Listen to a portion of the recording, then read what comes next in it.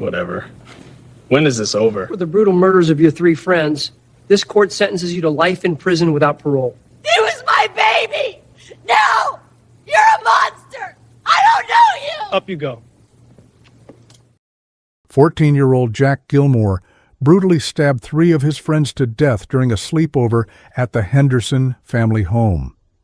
Marcos Estrella, Robin Mendez, and Dylan Henderson, all 14 years old, were killed in a knife attack that occurred around 12:15 a.m. while they were playing video games in the basement recreation room.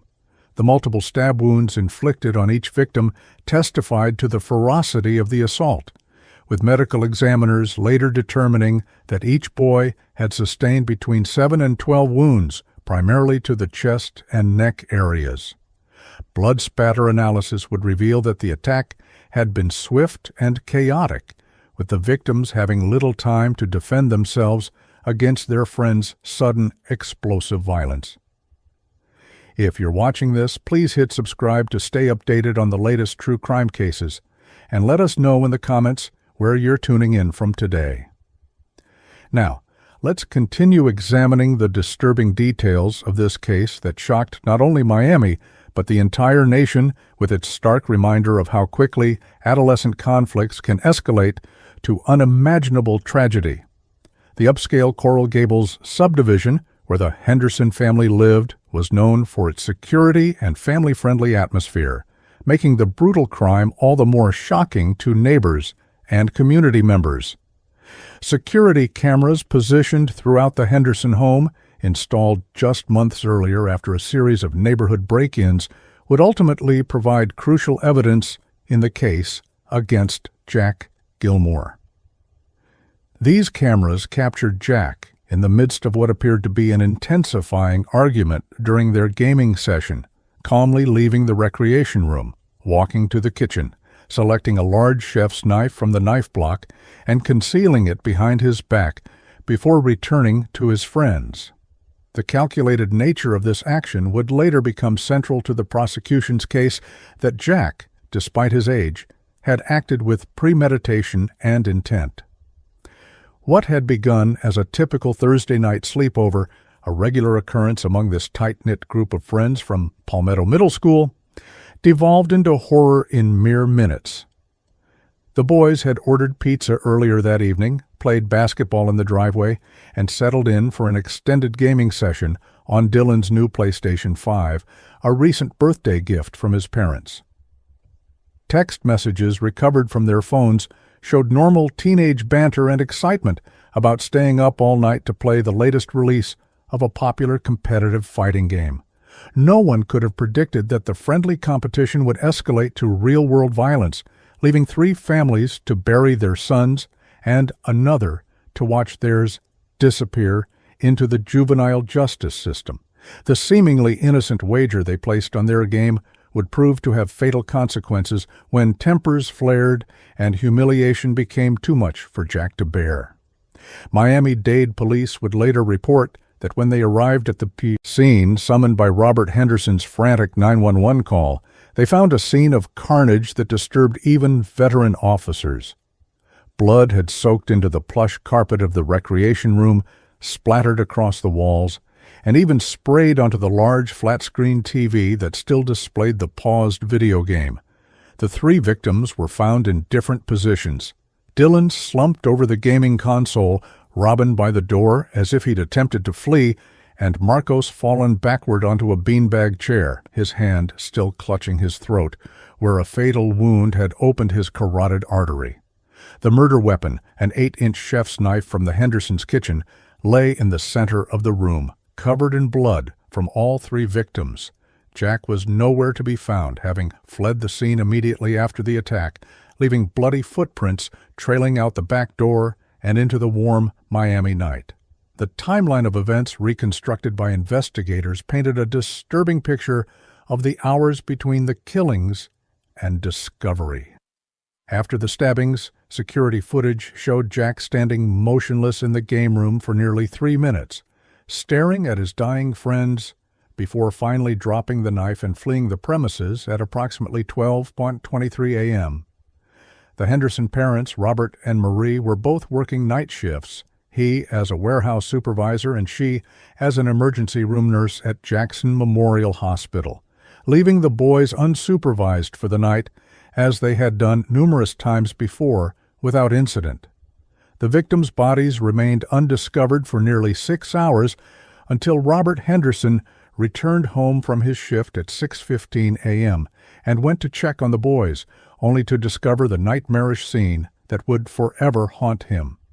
His agonized screams woke neighbors, who reported hearing a man howling with grief in the otherwise quiet morning hours of their peaceful neighborhood. Initial responding officers secured the scene and immediately began a search for Jack, whose identity as the perpetrator was quickly established through the security footage. Officer Carlos Mendoza was the first to view the damning video evidence on the Hendersons' home security system, which clearly showed Jack's methodical retrieval of the weapon before the murders. "In my 20 years on the force, I've never seen anything like it. The cold, deliberate way this kid went for that knife," Mendoza would later testify. The footage showed Jack appearing agitated as he left the game room, but his movements becoming eerily controlled as he selected the knife and concealed it behind his back. The contrast between his apparent emotional state and his methodical actions would later become a focal point for both prosecution and defense arguments about his mental state at the time of the crime. Jack had fled to his family home just 8 blocks away, where he showered and changed clothes, but made no attempt to dispose of his blood-soaked garments, leaving them in plain sight on his bathroom floor. His parents, Thomas and Elaine Gilmore, were asleep and unaware of what their son had done until police arrived at their door at 7:22 a.m. with a warrant for Jack's arrest. When officers entered Jack's bedroom, they found him sitting on his bed, fully dressed in clean clothes, staring blankly at the wall as if in a trance. Detective Nathan Davis, who would lead the investigation, described Jack's demeanor upon arrest as eerily calm, almost catatonic, noting that the teenager offered no resistance and spoke only once to ask, "Are they dead?" When Davis confirmed that all 3 of his friends had died from their injuries, Jack nodded silently and allowed himself to be handcuffed without protest. The news of the triple homicide spread rapidly through Miami, sending shockwaves through the community and triggering immediate scrutiny of youth violence and the potential dangers of competitive gaming. Local news outlets descended on the neighborhood, broadcasting live from behind police lines as forensic teams worked inside the Henderson home throughout the day. Parents rushed to pick up their children from Palmetto Middle School, where all 4 boys had been students, prompting administrators to implement emergency counseling services and security measures. The school principal, Dr. Vanessa Torres, issued a statement expressing profound grief and shock, while urging the community not to jump to conclusions about the role of video games or teen culture in the tragedy. These were normal boys from good families, she told reporters gathered outside the school. We need to understand what happened before we start assigning blame to games or music or anything else. As day turned to evening in Miami, the investigation accelerated, with detectives processing evidence from both crime scenes and conducting interviews with anyone who knew Jack or his victims. The security footage provided irrefutable visual evidence of Jack's actions, but investigators were still piecing together the motive behind such an extreme act of violence. Initial theories centered on a possible long-standing conflict or bullying situation, but friends and teachers insisted that the 4 boys had been close friends for years with no significant history of conflict. The breakthrough would come the following day, when digital forensic specialists managed to recover audio from the gaming session captured by one of the victim's headsets that had been recording to his smartphone. The recovered audio would reveal the fateful bet that set the tragedy in motion and the escalating tensions that pushed a troubled teenager past his breaking point. The sheer brutality of the crime led prosecutors to immediately announce their intention to charge Jack Gilmore as an adult despite his age. Miami-Dade State Attorney Catherine Fernandez Rundle called a press conference on November 13th to declare that the premeditated nature of the killings warranted the most serious charges possible under Florida law. The security footage clearly shows a deliberate retrieval of the murder weapon, indicating an intent to cause death or serious bodily harm, Rundle stated firmly before a room packed with journalists. The fact that the perpetrator is 14 years old does not diminish the calculation evident in his actions or the devastation inflicted on 3 families who will never see their sons grow up. Her announcement set the stage for a legal battle that would raise difficult questions about juvenile justice, mental health, and the thin line between childhood and criminal responsibility. Marcos Estrella was the kind of teenager who filled every room with energy and laughter, a natural leader whose charisma drew people to him effortlessly. The oldest son of Cuban immigrants who had built a successful bakery business in Miami's Little Havana neighborhood, Marcos excelled both academically and athletically, maintaining a 4.0 GPA while serving as captain of Palmetto Middle School's soccer team. His teachers described him as intellectually curious and unfailingly kind, a student who would stay after class to help peers struggling with difficult concepts, and who dreamed of becoming a doctor to serve underprivileged communities. Friends recalled his infectious laugh and his habit of bringing his mother's homemade pastries to share at lunch, never forgetting anyone in his generous distributions of the sweet treats that had become legendary among his classmates. Robin Mendez possessed a quiet intelligence and artistic talent that had marked him as a future creative force, his sketchbooks filled with intricate drawings that revealed a depth of perception unusual for someone so young. The middle child of a Dominican father and Puerto Rican mother, Robin navigated between cultures with the same grace he showed in his art, often serving as a bridge between different social groups at school and mediating conflicts with a wisdom beyond his years. His art teacher had recently helped him apply for a prestigious summer program at Miami's New World School of the Arts, believing his portfolio showed exceptional promise in both traditional and digital media.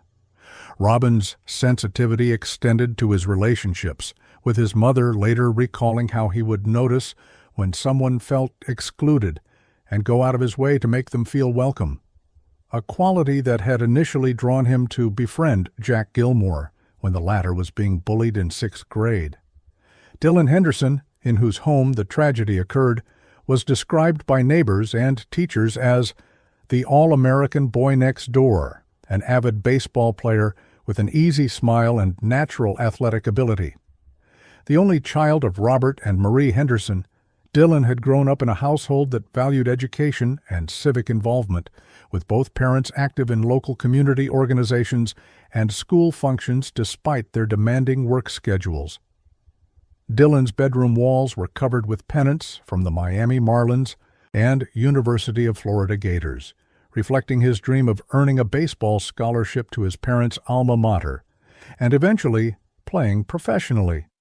His coach would later tell reporters that Dylan had real potential for a college career, praising his work ethic and team-first attitude that made him a favorite among teammates despite his considerable talent that could have fostered jealousy. All 3 victims shared a love of competitive gaming that had strengthened their friendship over the years, with weekly gaming sessions rotating between their homes since 6th grade. Their parents had initially seen the gaming as a concerning distraction, but came to appreciate how it kept the boys connected and engaged in an activity they could enjoy together in the safety of their homes. Text messages recovered from their phones revealed typical teenage banter about game strategies, good-natured trash talk about each other's skills, and excited discussions about new game releases. There were no signs of serious conflict or tension in the messages exchanged in the days leading up to the sleepover, only the normal rhythms of friendship and shared interests that made the subsequent violence all the more incomprehensible to those who knew them. The last group text, sent by Dylan at 6:42 p.m. on November 11th, read simply, "Pizza ordered, Mom left cash, bring your controllers, and prepare to lose." The victims' families were devastated by the sudden, senseless loss, their grief compounded by the shocking identity of the killer, a boy who had eaten at their dinner tables and been welcomed into their homes countless times.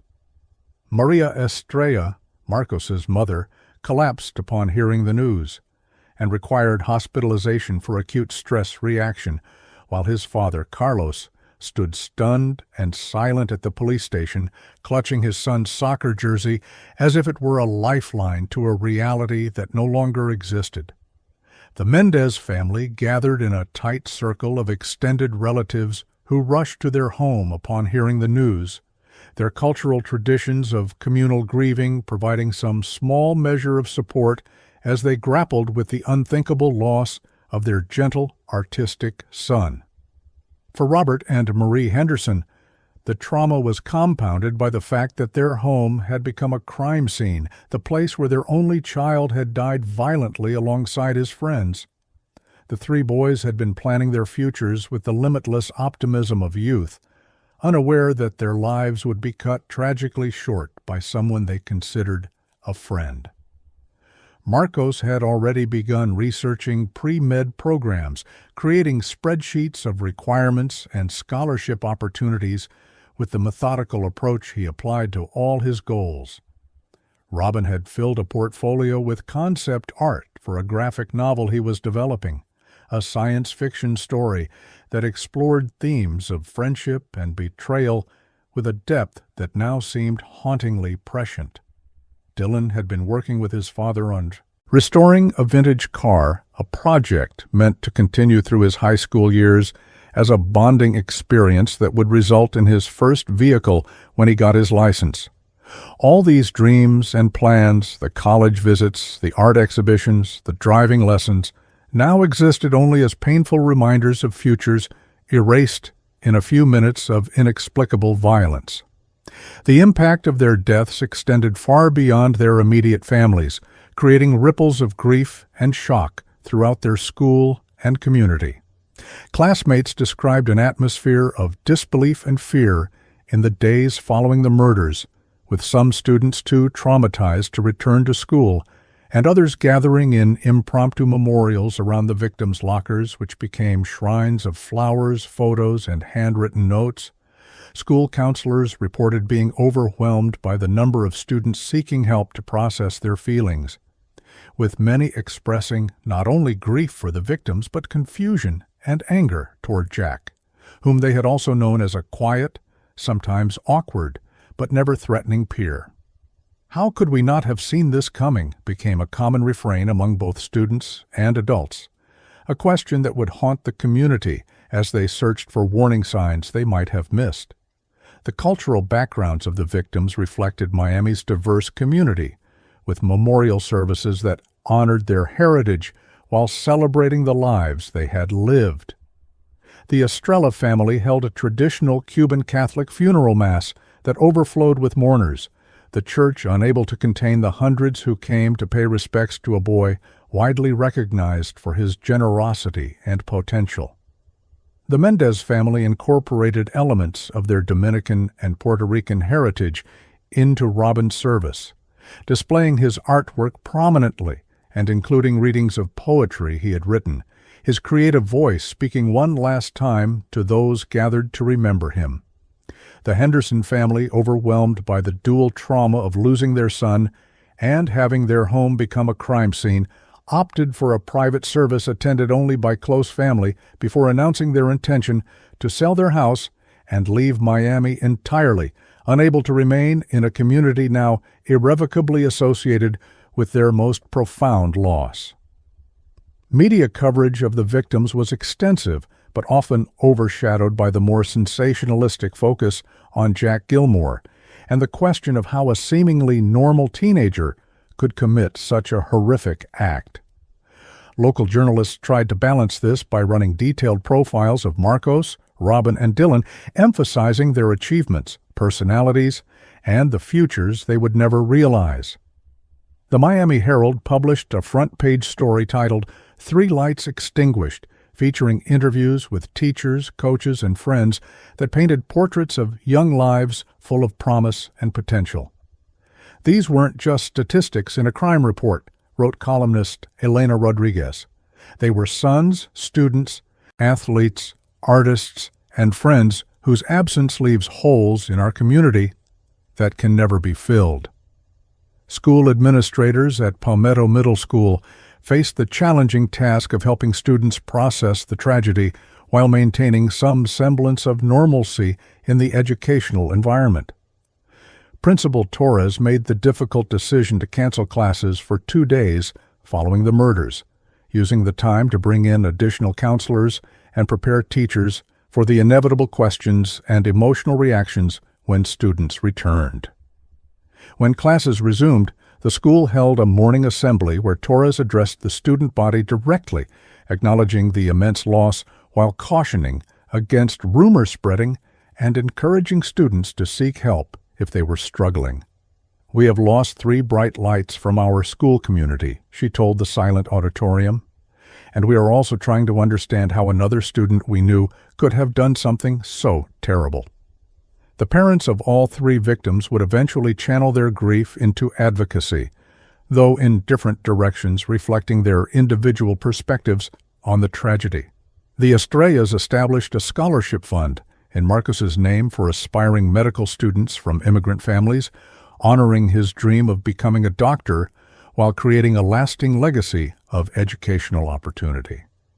The Mendez family focused their efforts on arts education and anti-bullying initiatives, creating a foundation that provided art therapy programs for troubled youth and emphasizing the importance of emotional intelligence and conflict resolution skills in early adolescence. The Hendersons, after relocating to another state, became involved in advocacy for stricter parental controls on violent video games and greater awareness of gaming addiction, their perspective shaped by their belief that the competitive gaming environment had contributed to the circumstances leading to their son's death.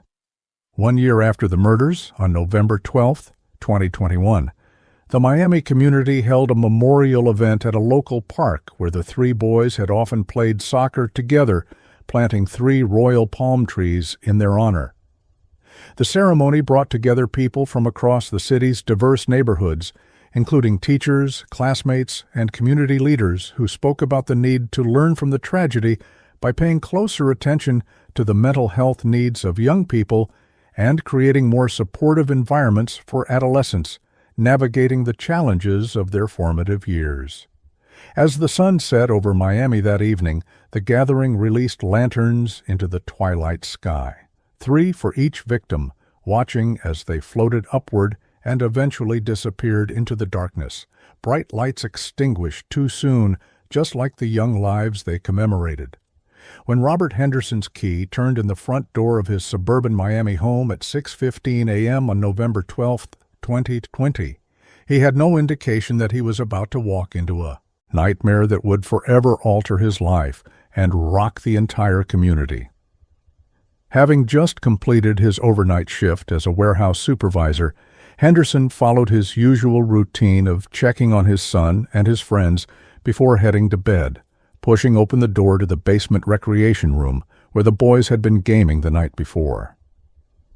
The horrific scene that greeted him, his son and 2 friends lying in pools of blood, the room showing clear signs of a violent struggle, elicited a primal scream that neighbors would later describe as inhuman and the sound of a soul being torn apart. With trembling hands, Henderson dialed 911 at 6:17 a.m., his voice barely coherent as he begged for immediate help, repeatedly crying that the boys are dead and there's blood everywhere, before the dispatcher had to firmly guide him through providing his address and confirming that he was not in immediate danger.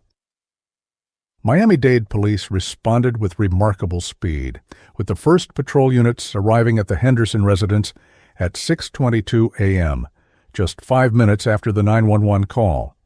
Officers Jorge Mendoza and Tanya Richards secured the scene, and separated Robert Henderson from the crime scene, finding him kneeling in the hallway outside the recreation room in a state of shock, his clothes soaked with blood from his attempts to check the boys for signs of life before realizing the extent of their injuries. As additional units arrived, including homicide detectives and crime scene technicians, a perimeter was established around the property, and the methodical process of documenting and analyzing the scene began under the direction of lead detective Nathan Davis, a veteran homicide investigator with over 15 years of experience in Miami's most violent neighborhoods. The initial assessment confirmed that all three victims, Dylan Henderson, Marcos Estrella, and Robin Mendez, had suffered multiple stab wounds and appeared to have been dead for several hours, with rigor mortis already setting in and blood at the scene partially dried. The critical discovery that immediately changed the trajectory of the investigation came when Detective Davis, searching for surveillance equipment that might have captured the perpetrator entering the home, discovered the Henderson family's recently installed security system.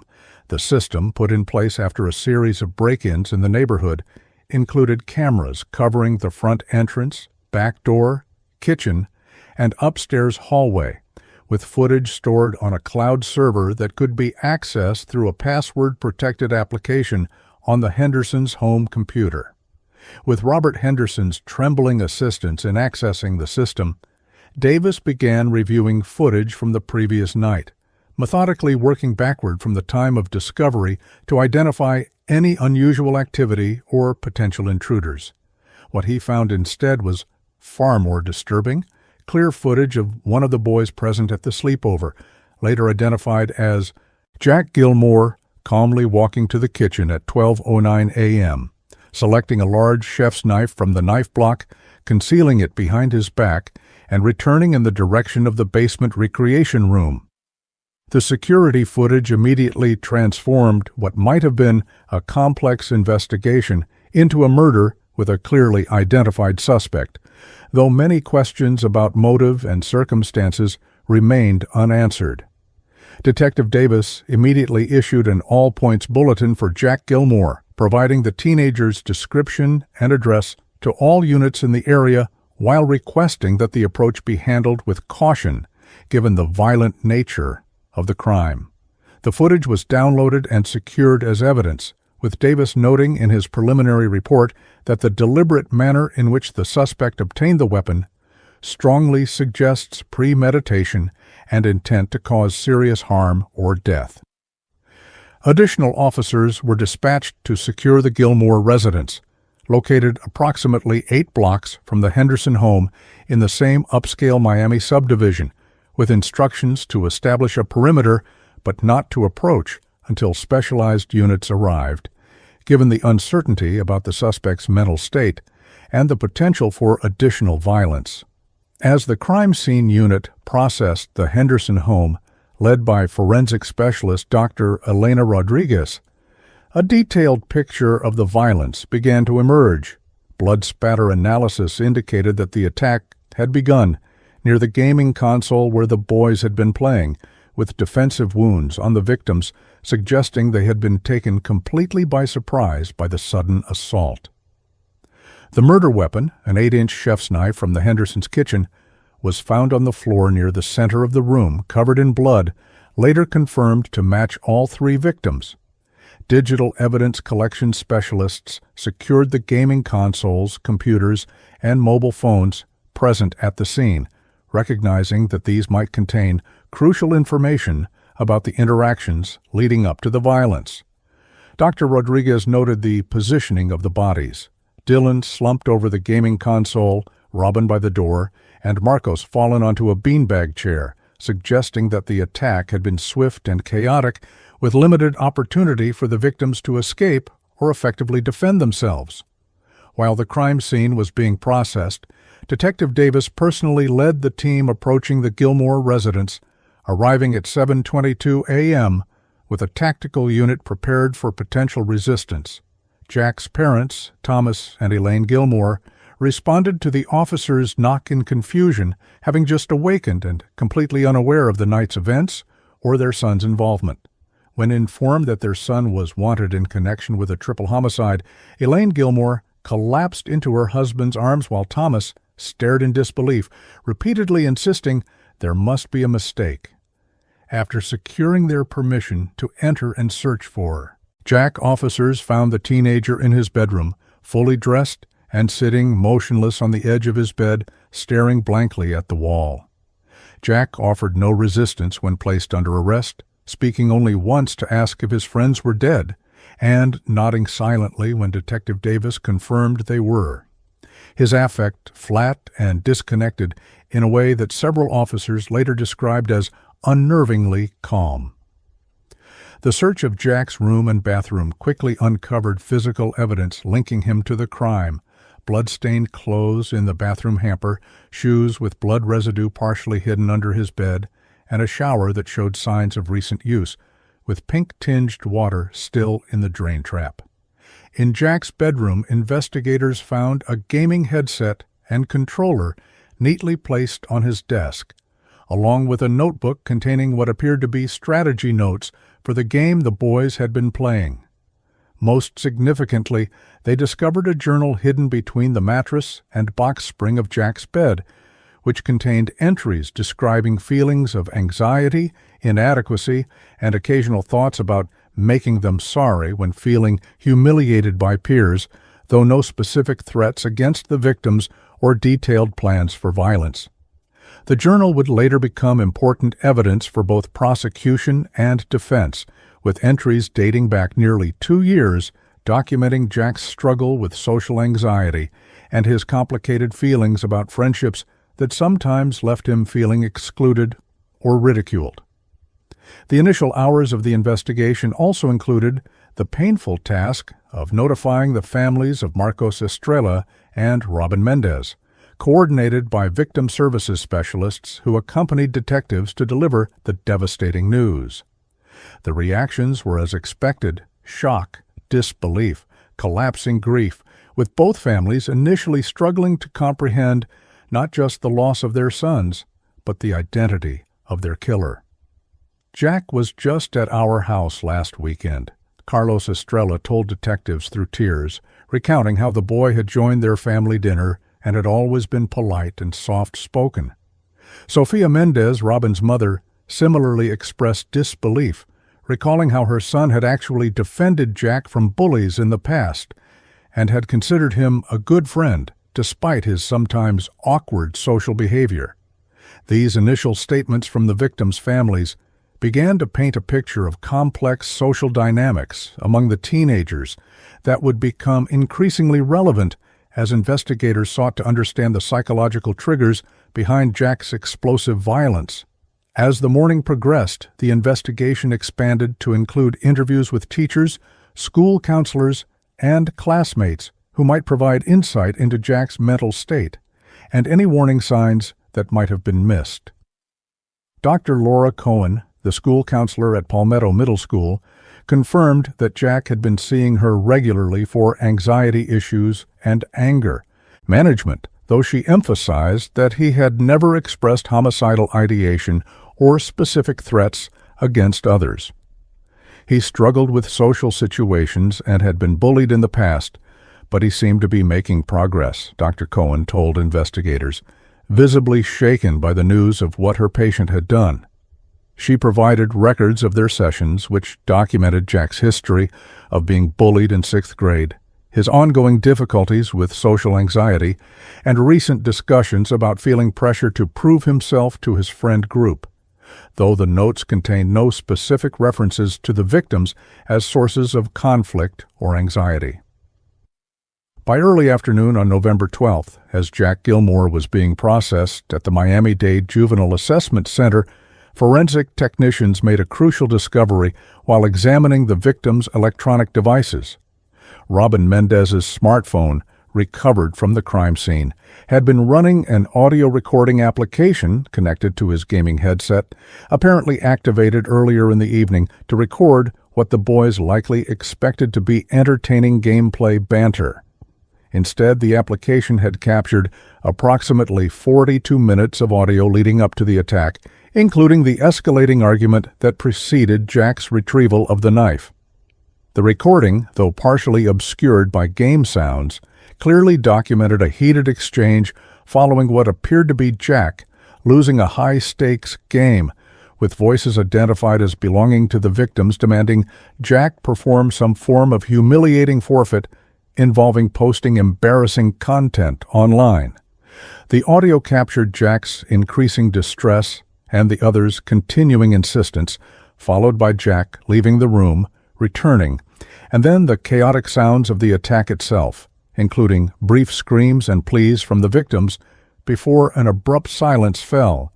This audio evidence, combined with the security footage and physical evidence, allowed investigators to construct a preliminary timeline and scenario for the murders that would form the foundation of the prosecution's case.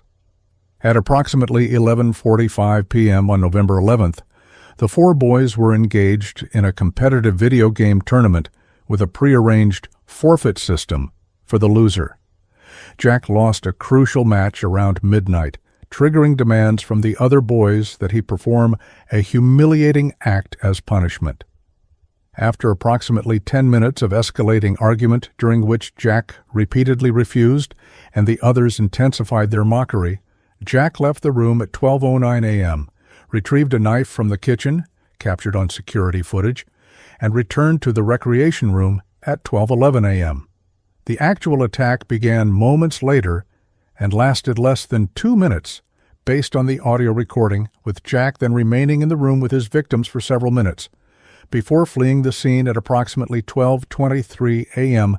and returning to his home nearby. The preliminary findings were presented to the Miami-Dade State Attorney's Office by late afternoon on November 12th, with prosecutors immediately beginning to evaluate whether to charge Jack Gilmore as a juvenile or an adult.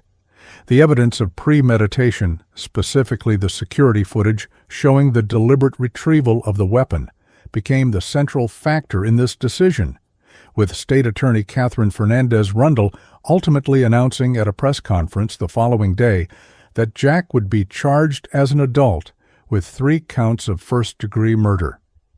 While we recognize that the defendant is chronologically 14 years old, Rundle stated, the calculated nature of his actions, particularly the deliberate acquisition of the murder weapon, demonstrates a level of intent and premeditation that warrants adult prosecution under Florida law. This announcement set the stage for what would become one of the most closely watched and controversial murder cases in Miami's recent history, raising profound questions about juvenile justice, mental health support for teenagers, and the complex social dynamics that could lead a young person with no prior history of violence to commit such a devastating act.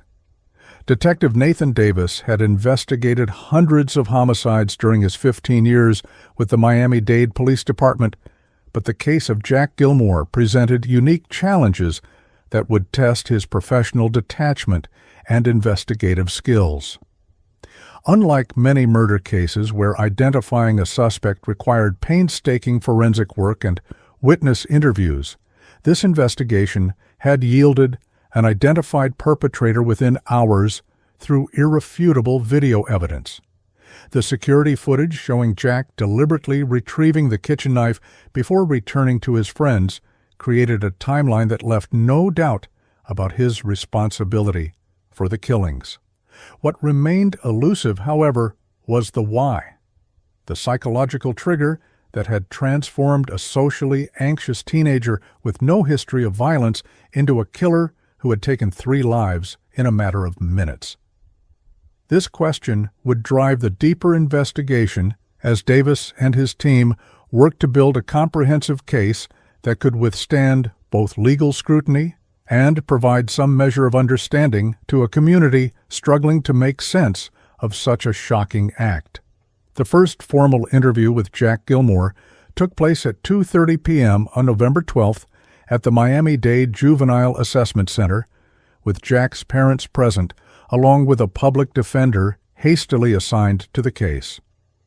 Detective Davis observed that Jack appeared disconnected from the proceedings.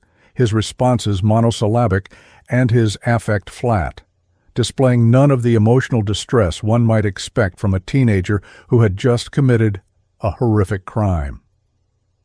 When shown still images from the security footage of himself retrieving the knife, Jack showed no reaction, merely nodding slightly to confirm it was him in the video.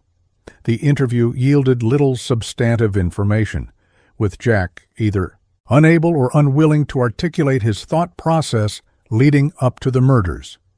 His only significant statement came near the end of the session when, unprompted, he murmured, "They wouldn't stop. They just wouldn't stop," before falling silent again and refusing to elaborate, despite gentle questioning from both Davis and the defense attorney. While Jack remained largely uncommunicative, digital forensic specialists were making significant progress analyzing the electronic devices recovered from both the crime scene and Jack's bedroom. Text messages exchanged among the four boys in the days leading up to the sleepover revealed a complex social dynamic, where Jack, despite being part of the friend group, often seemed to be the target of teasing that walked a fine line between friendly banter and more pointed mockery. "Don't be such a baby Gilmore," read one message from Dylan Henderson, sent 3 days before the murders. "If you can't handle losing, then don't play." Other exchanges suggested that Jack was frequently challenged to prove himself or defend his place in the group, with references to past incidents where he had backed out of dares or failed to meet the group's expectations. Investigator Sarah Chen, who specialized in adolescent social dynamics, noted in her report that the messages indicated a power imbalance within the friend group that might not have been apparent to outside observers, but could have created significant psychological pressure for a vulnerable teenager already struggling with anxiety. The breakthrough in understanding the immediate trigger for the violence came from the audio recording recovered from Robin Mendez's smartphone, which captured the escalating confrontation that preceded the killings. Forensic audio specialists enhanced the recording to filter out game sounds, revealing a heated exchange that began after Jack apparently lost a high-stakes match in the game they were playing. "You know the rules, loser has to pay up," Dylan's voice could be heard saying, followed by laughter from the others and the outlining of a forfeit that would require Jack to record himself performing a humiliating act and post it on social media for their entire school to see. The recording captured Jack's increasingly desperate refusals, his voice rising with anxiety as he pleaded, "I'm not doing that, it's too much," only to be met with intensified mockery and accusations of being a coward and pathetic. The final exchange before Jack left the room to retrieve the knife included Marco saying, "Either you do it or we'll post about how you chickened out and cried like a little bitch," followed by more laughter and Jack's chilling response, delivered in an unnervingly calm voice, "Give me a minute to think." Interviews with classmates in the days following the murders helped investigators understand the social context that had contributed to Jack's psychological state. Several students described how Jack had been severely bullied in 6th grade, primarily by a group of older students who had since moved on to high school, with incidents that included physical intimidation, online harassment, and one particularly humiliating episode where embarrassing photos of Jack had been circulated throughout the school. Though the worst of the bullying had ended by 8th grade, the social trauma had left Jack with significant trust issues and anxiety, particularly about his social standing and how he was perceived by peers. Emma Rodriguez, a classmate who had worked with Jack on a science project earlier that year, told detectives that Jack was always worried about being laughed at and would become visibly stressed when he felt he was being evaluated or judged by others. He tried really hard to fit in with Marcos, Robin, and Dylan because they were popular, she explained. But sometimes it seemed like they only let him hang out with them because they enjoyed seeing him get upset. The investigation also revealed that Jack had been seeing Dr. Laura Cohen, the school counselor, weekly for nearly 2 years to address his anxiety issues and develop coping strategies for social situations. Dr. Cohen's records, obtained with a court order, documented Jack's ongoing struggles with what she had diagnosed as social anxiety disorder and intermittent explosive disorder, with notes indicating that she had recommended psychiatric evaluation for possible medication, but that Jack's parents had been hesitant, preferring to try counseling and behavioral interventions first.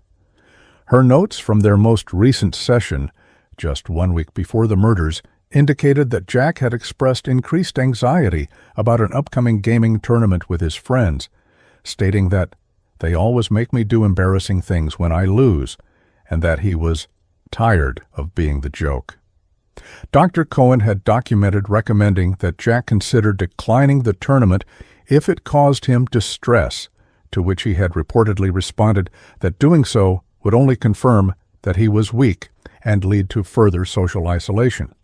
As the investigation progressed, Detective Davis conducted follow-up interviews with Jack's parents, Thomas and Elaine Gilmore, attempting to piece together a more complete picture of their son's home life and mental health history. The Gilmores, still reeling from the shock of their son's actions, described Jack as a quiet, sensitive child who had struggled socially since elementary school, but had never shown violent tendencies. They acknowledged that he had experienced bullying in the past and continued to battle anxiety, but insisted that they had seen improvements in recent months, as he seemed to have established a stable friend group.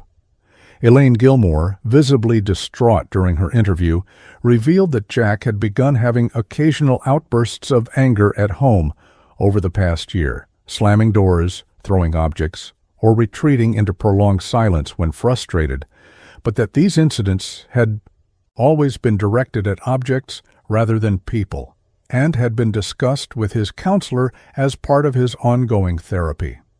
The picture that emerged of Jack Gilmore was of a teenager walking a psychological tightrope, socially anxious, yet desperate to maintain friendships, hypervigilant about humiliation, yet repeatedly placing himself in situations where ridicule was likely, seemingly calm on the surface, but harboring deep insecurities and suppressed anger. Detective Davis noted in his case summary that Jack exhibited many of the risk factors for what psychologists call humiliation-induced violence, a pattern seen in some school shootings and other acts of youth violence where perceived public embarrassment becomes the trigger for a catastrophic breakdown of impulse control. The key distinction in Jack's case, which would later become central to the legal proceedings, was whether his retrieval of the knife represented a temporary dissociative state driven by psychological distress or a calculated decision that demonstrated awareness of his actions and their consequences. Physical evidence processing continued in parallel with the psychological investigation, with the Miami-Dade Crime Lab confirming that blood from all 3 victims was present on Jack's clothing and shoes recovered from his home. Fingerprint analysis on the knife handle revealed only Jack's prints, positioned in a manner consistent with a stabbing grip rather than normal culinary use. The medical examiner's preliminary report indicated that each victim had died from multiple stab wounds, with the pattern and depth of injuries suggesting considerable force had been used, particularly in the wounds to Marcos Estrella, who had suffered 12 separate stab wounds compared to 7 for Robin Mendez and 9 for Dylan Henderson. This disparity would later factor into prosecutor Abigail Wilson's theory that Marcos, who had delivered the final humiliating ultimatum heard on the audio recording, had been the primary target of Jack's rage, with the others attacked to eliminate witnesses or as part of an undifferentiated emotional outburst. 5 days into the investigation, on November 17th, detectives received permission to search Jack's school locker, where they discovered a notebook containing what appeared to be journal entries mixed with school notes. Unlike the more formal journal found in his bedroom, this notebook contained raw, unfiltered thoughts written during school hours, including several disturbing entries from the weeks leading up to the murders. One entry, dated November 2nd, read, "They think it's all a big joke to make me look stupid. One day they'll see I'm not someone to mess with." Another, from November 9th, just 2 days before the sleepover, contained the ominous line, "If they try to humiliate me again, I don't know what I'll do. Something inside me feels like it's about to break." These writings, while not constituting explicit threats or a detailed plan, suggested that Jack had been experiencing escalating distress and anger toward his friend group in the period immediately preceding the killings, contradicting his parents' perception that his social situation had been improving. As Detective Davis prepared to present the completed case file to prosecutors, he faced the challenge of reconciling two seemingly contradictory aspects of the evidence. On one hand, the security footage showing Jack's deliberate retrieval of the weapon, combined with his journal entries suggesting mounting resentment toward his friends, pointed toward premeditation and intent, elements necessary for the first-degree murder charges already announced by the state attorney's office. On the other hand, the psychological evidence painted a picture of a mentally fragile teenager in the midst of an acute crisis, pushed beyond his breaking point by the immediate trigger of anticipated public humiliation. In his final case summary, Davis noted this tension, writing that the evidence supports a narrative of a planned response to an anticipated provocation rather than a spontaneous loss of control, but also indicates that the defendant's mental state and decision-making capacity were likely compromised by pre-existing psychological conditions and the immediate emotional context of perceived humiliation. The investigation concluded with Detective Davis formally charging Jack Gilmore with 3 counts of first-degree murder on November 19, 2020, 1 week after the killings. At the charging hearing, Jack appeared in court for the first time, his small frame almost lost in the orange jumpsuit of the juvenile detention facility where he was being held pending trial. Observers in the courtroom described his demeanor as eerily detached, with no visible reaction as the charges were read or when the judge ordered him to be held without bail given the severity of the crimes and the risk to public safety. As Jack was led away in handcuffs and shackles, the contrast between his physical appearance, that of a slight, baby-faced 14-year-old, and the monstrous nature of his alleged crimes created a cognitive dissonance that would define much of the public discourse around the case in the months to come. The investigation had answered the who, what, when, and how of the murders, but the deeper question of why a teenager with no prior violent history had committed such a brutal act remained a puzzle that would be explored in the psychological evaluations, legal arguments, and courtroom testimony yet to come. Prosecutor Abigail Wilson stood in her office at the Miami-Dade County Courthouse, surrounded by evidence boards documenting every detail of the triple homicide committed by Jack Gilmore. At 42, Wilson had built her reputation prosecuting high-profile murder cases, but the Gilmore case presented unique challenges that tested her considerable experience and legal acumen. The security camera footage showing Jack retrieving the kitchen knife before returning to his friends formed the centerpiece of her case, providing irrefutable evidence of what she intended to argue was clear premeditation. "This isn't a case of a momentary lapse or blind rage," she explained to her team during their strategy session. "The video shows us a young man who made a deliberate choice to arm himself, conceal the weapon, and return to the room with lethal intent."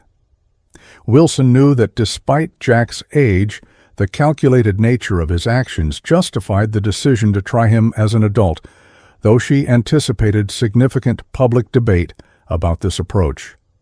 Digital forensics experts working for the prosecution spent weeks analyzing the electronic evidence recovered from the crime scene and Jack's home, piecing together a digital narrative that would prove crucial to establishing motive. Text messages exchanged among the 4 boys in the months leading up to the murders revealed a pattern of increasingly personal taunts directed at Jack, often focused on his past responses to losing games or failing to complete dares. "Check out Gilmore running away again," read one message from Dylan Henderson to the group chat, accompanied by a mocking emoji. Another exchange from Marcos Estrella referenced a previous incident. "Remember when Jack cried because we posted that pic of him? Classic loser moment." These messages, while falling short of criminal bullying by legal standards, established a history of humiliation that the prosecution recognized would be central to understanding Jack's psychological state, even as they argued that it did not excuse or mitigate his actions. The recovered audio recording from Robin Mendez's smartphone provided prosecutors with a minute-by-minute account of the escalating tension that preceded the violence, capturing both the immediate trigger, Jack losing a high-stakes game and facing a humiliating forfeit, and the increasing desperation in his voice as he tried to avoid the situation. Audio enhancement performed by FBI specialists clarified previously muffled portions of the recording, revealing additional details of the proposed forfeit that involved Jack being required to record himself performing a degrading act while wearing female clothing borrowed from Dylan's mother, with the video to be posted on social media and tagged with their entire grade. The recording captured Jack's repeated refusals and the other's escalating mockery, with Marcos at one point saying, "You know what happens if you don't pay up. We'll make it 10 times worse for you at school." This context, while potentially generating sympathy for Jack, also provided prosecutors with a clear motive that they could present to the jury. Forensic psychiatrist Dr. Raymond Mercer, retained by the prosecution to evaluate Jack and testify about his mental state, conducted 6 separate interviews with the teenager over a 3-month period. Dr. Mercer's 86-page report acknowledged Jack's documented history of anxiety and past bullying, but concluded that these factors did not rise to the level that would negate his understanding of his actions or their wrongfulness. While the defendant exhibits signs of social anxiety disorder and shows some features of intermittent explosive disorder, there is no evidence of psychosis or dissociation that would prevent him from understanding the nature and consequences of his actions, Dr. Mercer wrote. The security footage showing his methodical retrieval of the weapon combined with his attempt to conceal it upon returning to the recreation room demonstrates planning and awareness inconsistent with an irresistible impulse or dissociative state. This expert assessment would become a cornerstone of the prosecution's argument against the temporary insanity defense they anticipated from Jack's attorneys.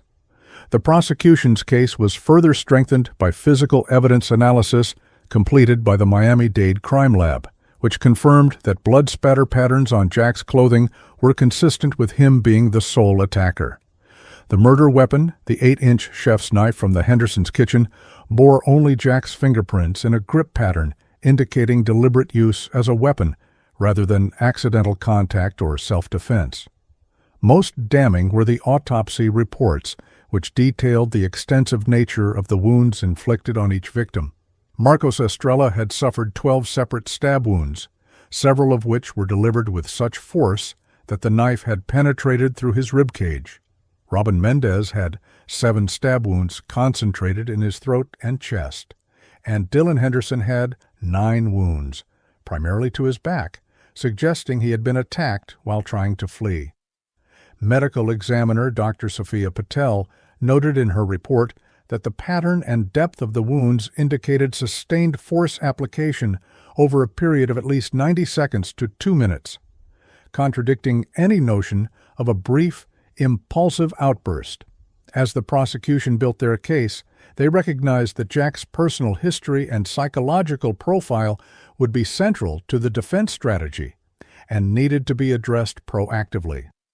Interviews with Jack's former teachers revealed a student who had shown no overtly concerning behavior beyond occasional social withdrawal and anxiety in group settings. His academic record was solid, if unremarkable, with consistently good behavior marks and no disciplinary incidents more serious then occasional tardiness. Several teachers noted that Jack seemed to work particularly hard to please authority figures and avoid negative attention, with his sixth-grade English teacher, Mrs. Linda Ramirez, recalling, "He was the kind of student who would rather not participate at all than risk giving a wrong answer and being embarrassed." This pattern of avoiding potential humiliation at all costs provided prosecutors with a psychological through-line connecting Jack's documented anxiety issues to the extreme response triggered by the threatened humiliation at the sleepover. Wilson's team also conducted extensive interviews with students from Palmetto Middle School to better understand the social dynamics surrounding Jack and his victims. While these interviews confirmed that Jack had been severely bullied in sixth grade by older students, they painted a more nuanced picture of his relationship with Marcos, Robin, and Dylan. Several classmates described Jack as someone who had actively sought inclusion in this popular friend group, despite frequent teasing, with one student, Elena Ramirez, telling investigators, "Jack would do almost anything to stay friends with them, even when they were kind of mean to him. It was like he thought being with the popular kids was worth putting up with their jokes." Another student, Tyler Williams, described witnessing an incident several weeks before the murders where Jack had become visibly upset after losing a pickup basketball game, only to have the other boys mock his reaction until he walked away from the group. Dylan called after him that he was proving why nobody really wanted him around, Williams recalled. Jack came back the next day, acting like nothing happened. The prosecution also obtained records from Dr. Laura Cohen, Jack's school counselor, which documented 27 sessions over the 2 years preceding the murders. These records revealed that Jack had been diagnosed with social anxiety disorder and had shown some symptoms of intermittent explosive disorder, though no formal diagnosis of the latter had been made. Dr. Cohen's notes indicated that Jack often discussed feeling humiliated by peers and his struggle to manage the intense emotions that followed these experiences. One session, dated just 3 weeks before the murders, included Jack describing feeling like there's a storm inside me sometimes when they laugh at me, though he had denied any specific intent to harm others when directly questioned about this metaphor. The counselor had recommended psychiatric evaluation for possible medication multiple times, most recently just 1 month before the killings. But Jack's parents had consistently preferred to continue with counseling approaches, expressing concerns about the side effects of psychiatric medications on developing adolescents. Perhaps the most challenging aspect of the case for the prosecution was addressing the inevitable public and media discourse about charging a 14-year-old as an adult for a crime that, while horrific, seemed to have clear psychological underpinnings related to adolescent social dynamics and mental health. Wilson anticipated that Jack's age and appearance, he looked even younger than his 14 years with a slight build and boyish features, would generate sympathy regardless of the evidence. To counter this, she focused on humanizing the victims, working closely with the Estrella, Mendez, and Henderson families to compile detailed portraits of the 3 boys whose lives had been taken. These profiles included school accomplishments, community involvement, family photos, and personal anecdotes that Wilson planned to incorporate throughout the trial to ensure that jurors remained aware of the human cost of Jack's actions. This case isn't just about what led Jack Gilmore to commit murder, Wilson explained to her team. It's about 3 young lives full of promise that were violently extinguished, and 3 families who will never be whole again. The prosecution's theory of the case, which Wilson refined through multiple strategy sessions with her team, centered on the concept of brewing resentment, culminating in a calculated act of revenge. She intended to argue that while the immediate trigger was the humiliating forfeit demanded after the lost game, Jack's decision to retrieve the knife represented not a sudden break from reality, but the culmination of mounting anger toward friends who had repeatedly tested the boundaries of his tolerance for humiliation. the security footage showing him calmly selecting and concealing the knife would be presented as the crucial moment when resentment transformed into deadly intent. This narrative allowed Wilson to acknowledge Jack's psychological issues and the role of the victim's behavior without conceding that these factors rose to the level that would mitigate criminal responsibility or justify a reduction in charges from first-degree murder to a lesser offense. By February 2021, 3 months after the murders, the prosecution had assembled a comprehensive case file that included over 200 pages of evidence, expert reports, and witness statements, all pointing toward Jack Gilmore's guilt. The final piece of the evidentiary puzzle fell into place when digital forensics experts completed their analysis of Jack's online activities in the weeks leading up to the murders, discovering search history that included queries about how to make someone stop laughing at you, what happens if you stab someone, and Florida self-defense laws. While these searches stopped short of explicit murder planning, they demonstrated that violent thoughts had been present in Jack's mind prior to the night of the killings, further undermining any claim that his actions represented a completely unexpected momentary loss of control with no prior contemplation of violence. With this final element in place, Wilson felt confident that her team had built a case that could withstand the anticipated defense arguments focusing on Jack's age, mental health, and the role of the victims in provoking his response. On March 15, 2021, Wilson presented the state's case to a grand jury, which returned an indictment on 3 counts of first-degree murder after deliberating for less than 2 hours. At the subsequent arraignment, Jack Gilmore sat silently beside his defense attorney, Marcus Reynolds, as the charges were formally presented, and a trial date was set for June 7, 2021. Jack's physical appearance had changed noticeably during his months in juvenile detention. He had lost weight, dark circles shadowed his eyes, and his previously neat appearance had given way to an unkempt, hollow-eyed demeanor that one courtroom observer described as the look of someone much older than his years. As he was led from the courtroom, Jack made eye contact with his parents for the first time during the proceeding, his expression briefly crumpling before he regained the flat affect that had characterized most of his public appearances since his arrest. For Abigail Wilson, watching from the prosecution table, this momentary glimpse of emotion reinforced her conviction that behind the dissociated exterior was a young man fully aware of the magnitude of his actions and the consequences that awaited him. The morning sunlight filtering through the blinds of the Miami-Dade Police Department's interview room did little to dispel the grim atmosphere as Detective Nathan Davis prepared to interrogate Jack Gilmore. It was 9:47 a.m. on November 12, 2020, approximately 10 hours after Jack had stabbed his 3 friends to death and just 2 hours after his arrest at his family's home 8 blocks from the crime scene. The 14-year-old sat motionless at the metal table, his slight frame dwarfed by the institutional furniture and the gravity of the situation.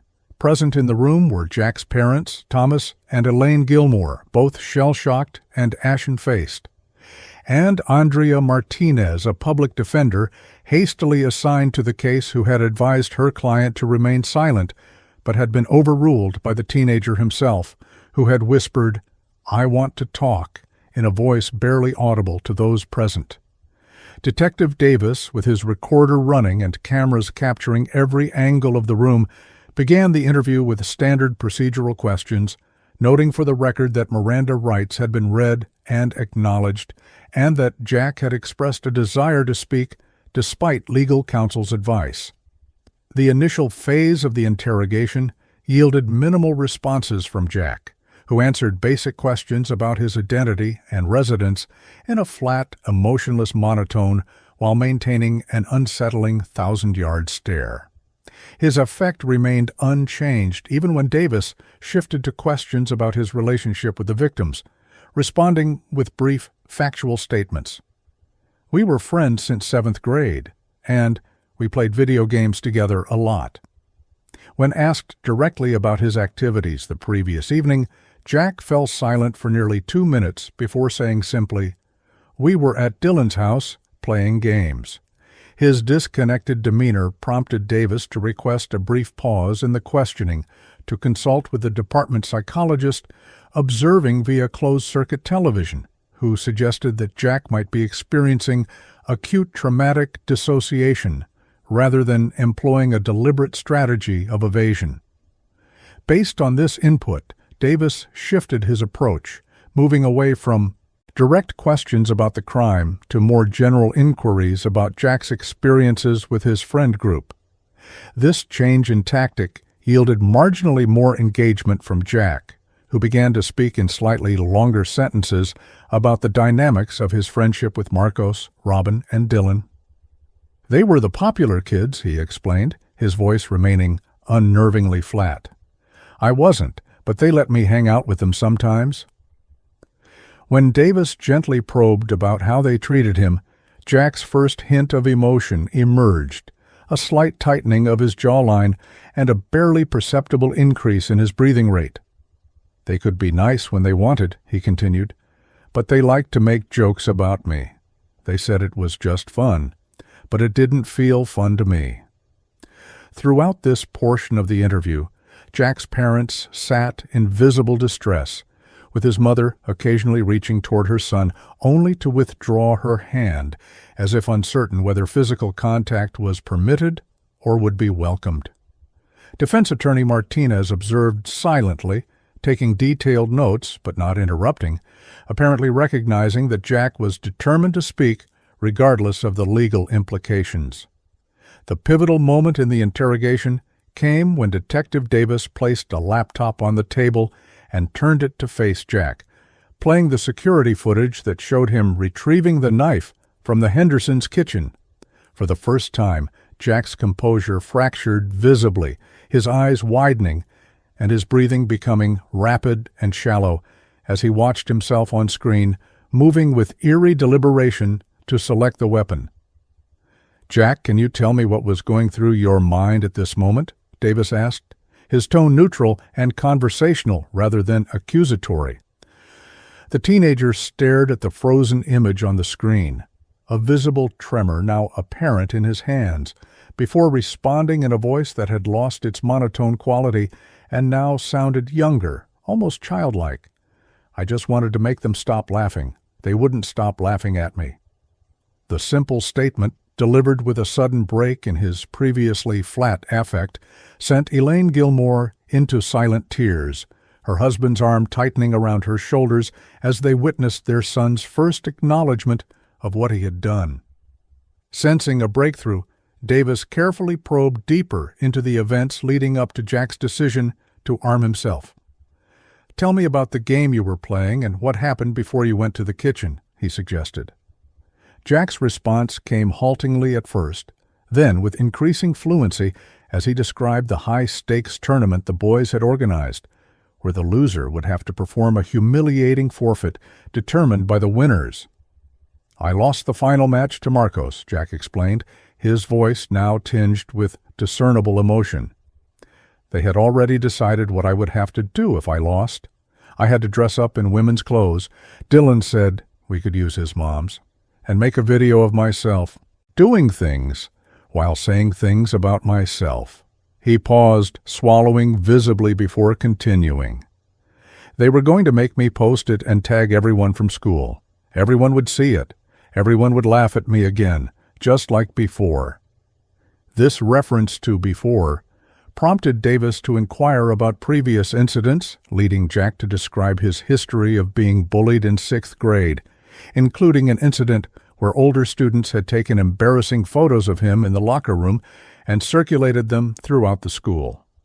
"I couldn't go to school for 2 weeks after that," he said, his voice dropping to a whisper. "People I didn't even know were laughing at me in the hallways. I thought about hurting myself then." This admission caused his mother to audibly gasp, her hand flying to her mouth, as she learned for the first time how deeply that incident had affected her son. Jack continued without acknowledging her reaction, describing how the bullying had eventually subsided, but left him with constant anxiety about being humiliated again. "When I made friends with Marcos and them, I thought things would be different," he said. "But they always made me the joke, always made me do the worst forfeits when I lost. It was like they knew exactly what would hurt me the most." As the interview approached the 3-hour mark with brief breaks taken for water and restroom use, Detective Davis steered the conversation back to the critical moment when Jack had made the decision to retrieve the knife. "Jack, I need you to help me understand what was in your mind when you walked to that kitchen," he said. "The video shows you moving very deliberately, not rushing. Can you tell me what you were thinking?" Jack was silent for nearly a full minute, his gaze now focused on the table surface rather than the laptop screen, before responding in a voice that had regained some of its earlier detachment. "I wasn't really thinking," he said. "It was like I was watching myself from outside. I knew where the knives were because I'd helped Mrs. Henderson make snacks before. I knew which one was the sharpest." This statement, with its implication of selection based on lethal effectiveness rather than random grabbing, was immediately flagged by defense attorney Martinez, who leaned forward and placed a cautioning hand on her client's arm. But Jack continued speaking as if compelled to complete his account. "When my hand touched the handle, I felt calm.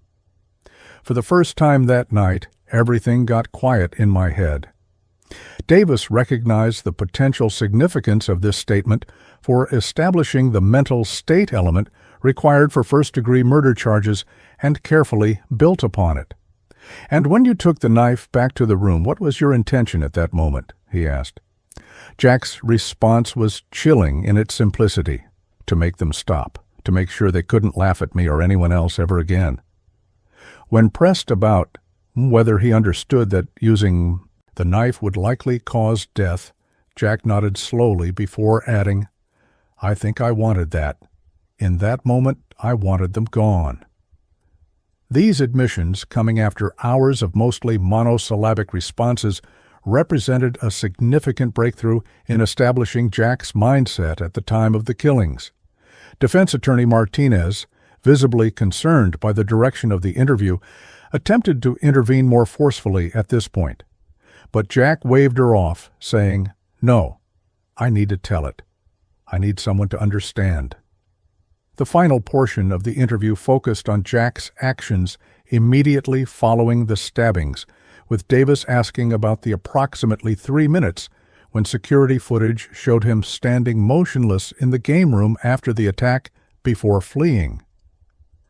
"What were you doing during those minutes, Jack?" the detective asked.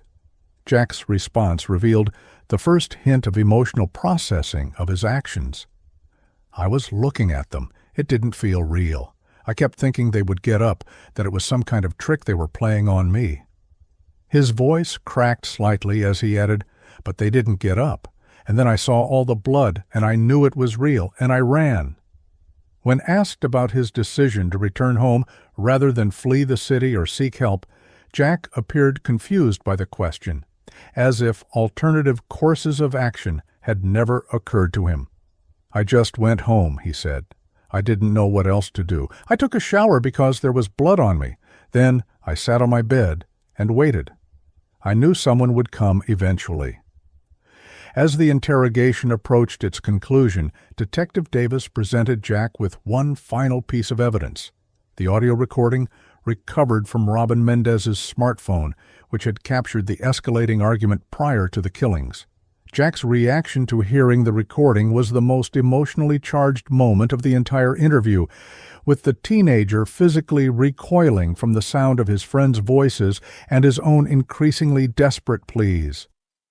When the audio reached Marcos's final taunt about posting about how Jack had chickened out and cried like a little bitch, followed by Jack's unnervingly calm response of, "Give me a minute to think," tears finally appeared in Jack's eyes, tracking silently down his cheeks as he listened to himself leave the room. The recording continued, capturing the sounds of his return, and the chaotic, horrifying noises of the attack itself, causing both of Jack's parents to openly weep, while Jack himself seemed to collapse inward, his shoulders hunching and his gaze dropping to his lap. When the recording ended, Davis asked his final and perhaps most important question. "Jack, listening to that now, do you think you had any other options in that moment besides violence?" The silence that followed was profound, stretching for nearly 2 minutes as Jack visibly struggled with the question.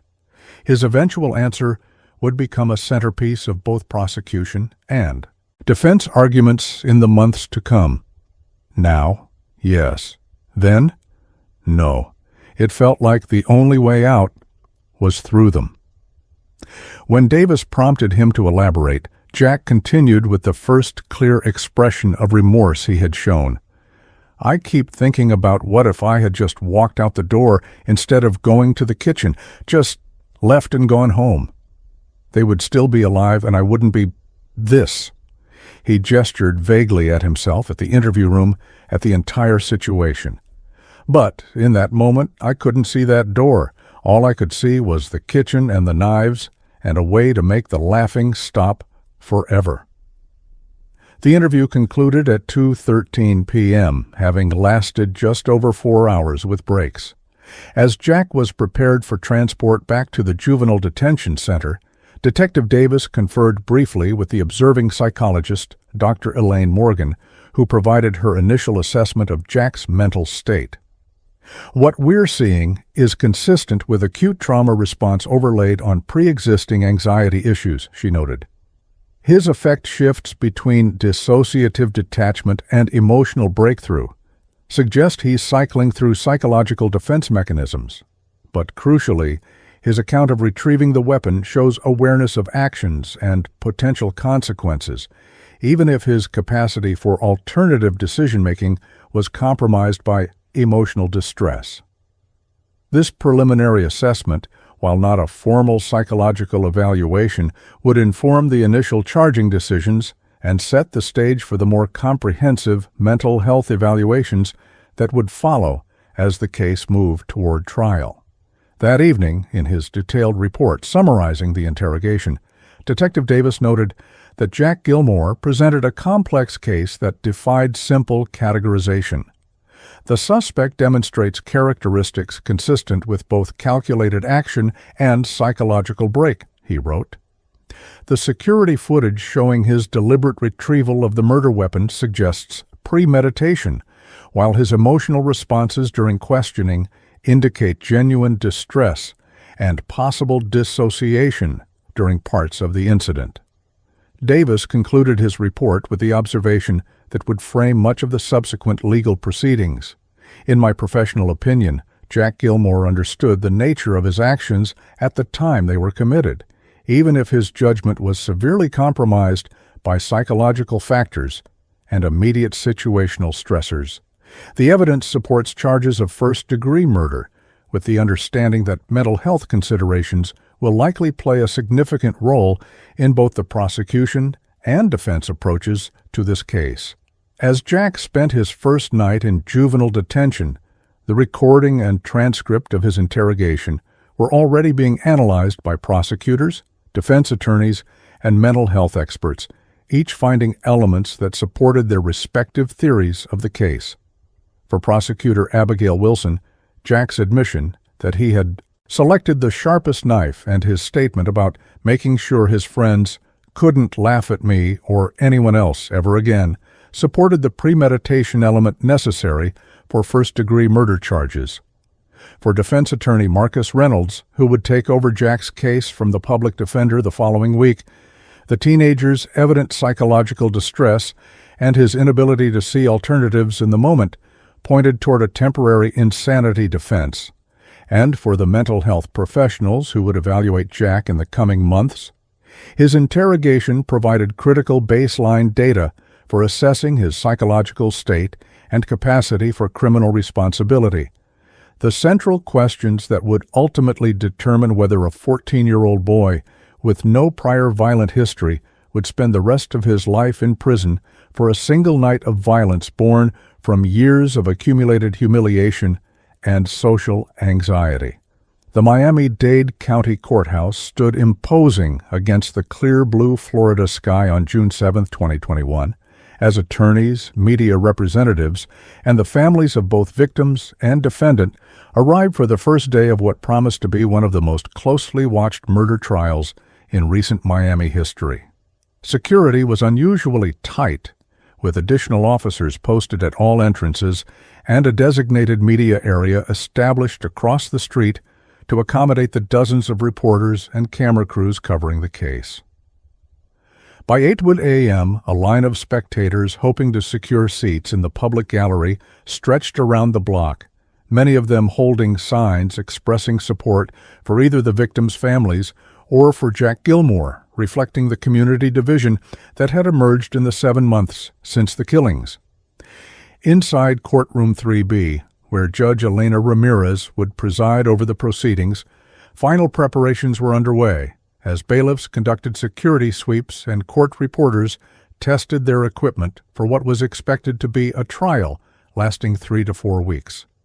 At precisely 9 a.m., a side door opened and Jack Gilmore was led into the courtroom by 2 juvenile detention officers, his small frame made even more diminutive by the navy blue suit that hung loosely on his shoulders, clothing provided by his defense team to replace the juvenile detention uniform and present him as the child he chronologically was, rather than the adult offender the state claimed.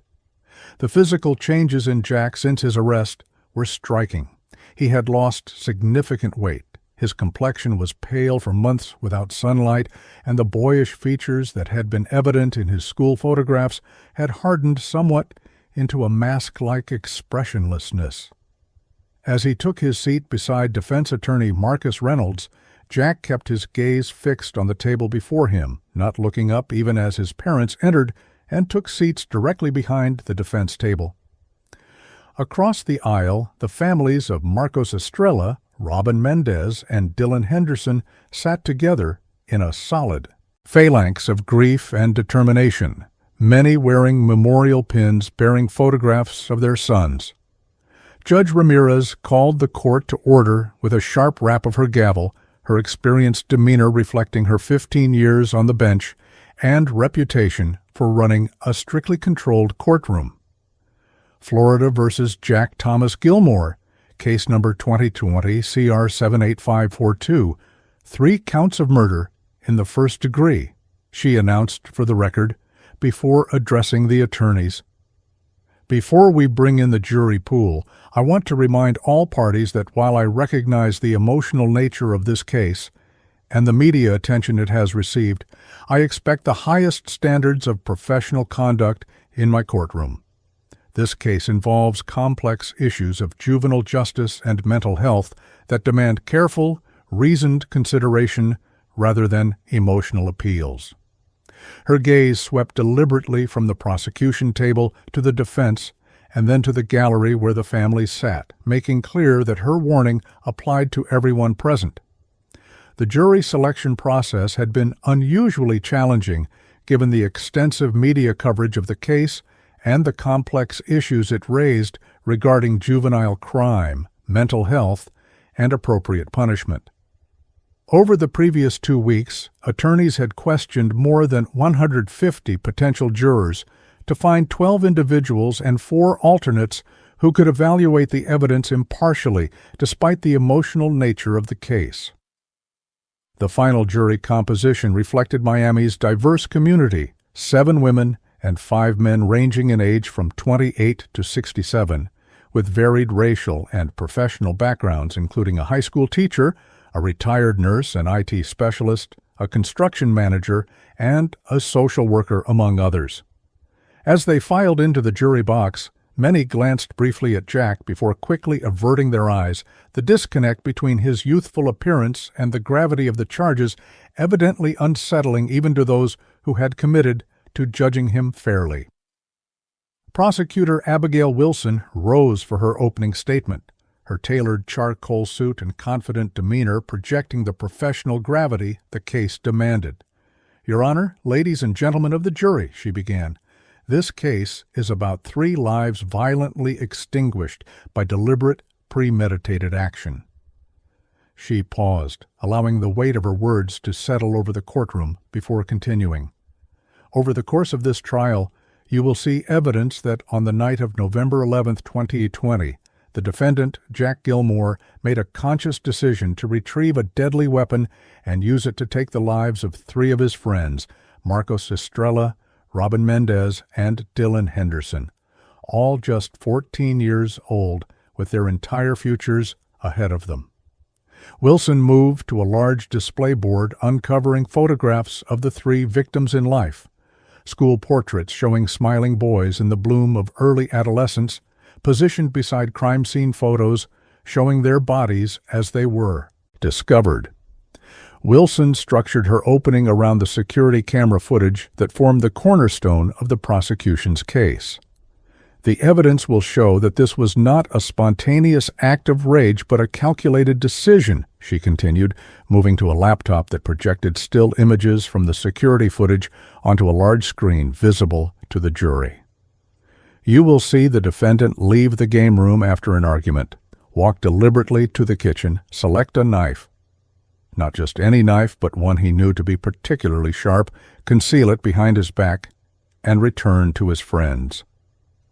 She advanced through the stills methodically, the silent images showing Jack's movements through the Henderson home with a clarity that seemed to render any alternative interpretation impossible. This is not the behavior of someone who has temporarily lost control. This is the behavior of someone making a series of deliberate choices that he knew would result in death or serious bodily harm. The prosecutor then addressed the defense's anticipated strategy head-on.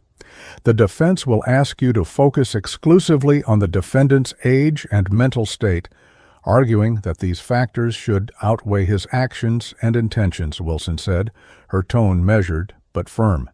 They will present expert testimony about anxiety and adolescent brain development, and these are factors you should indeed consider thoughtfully.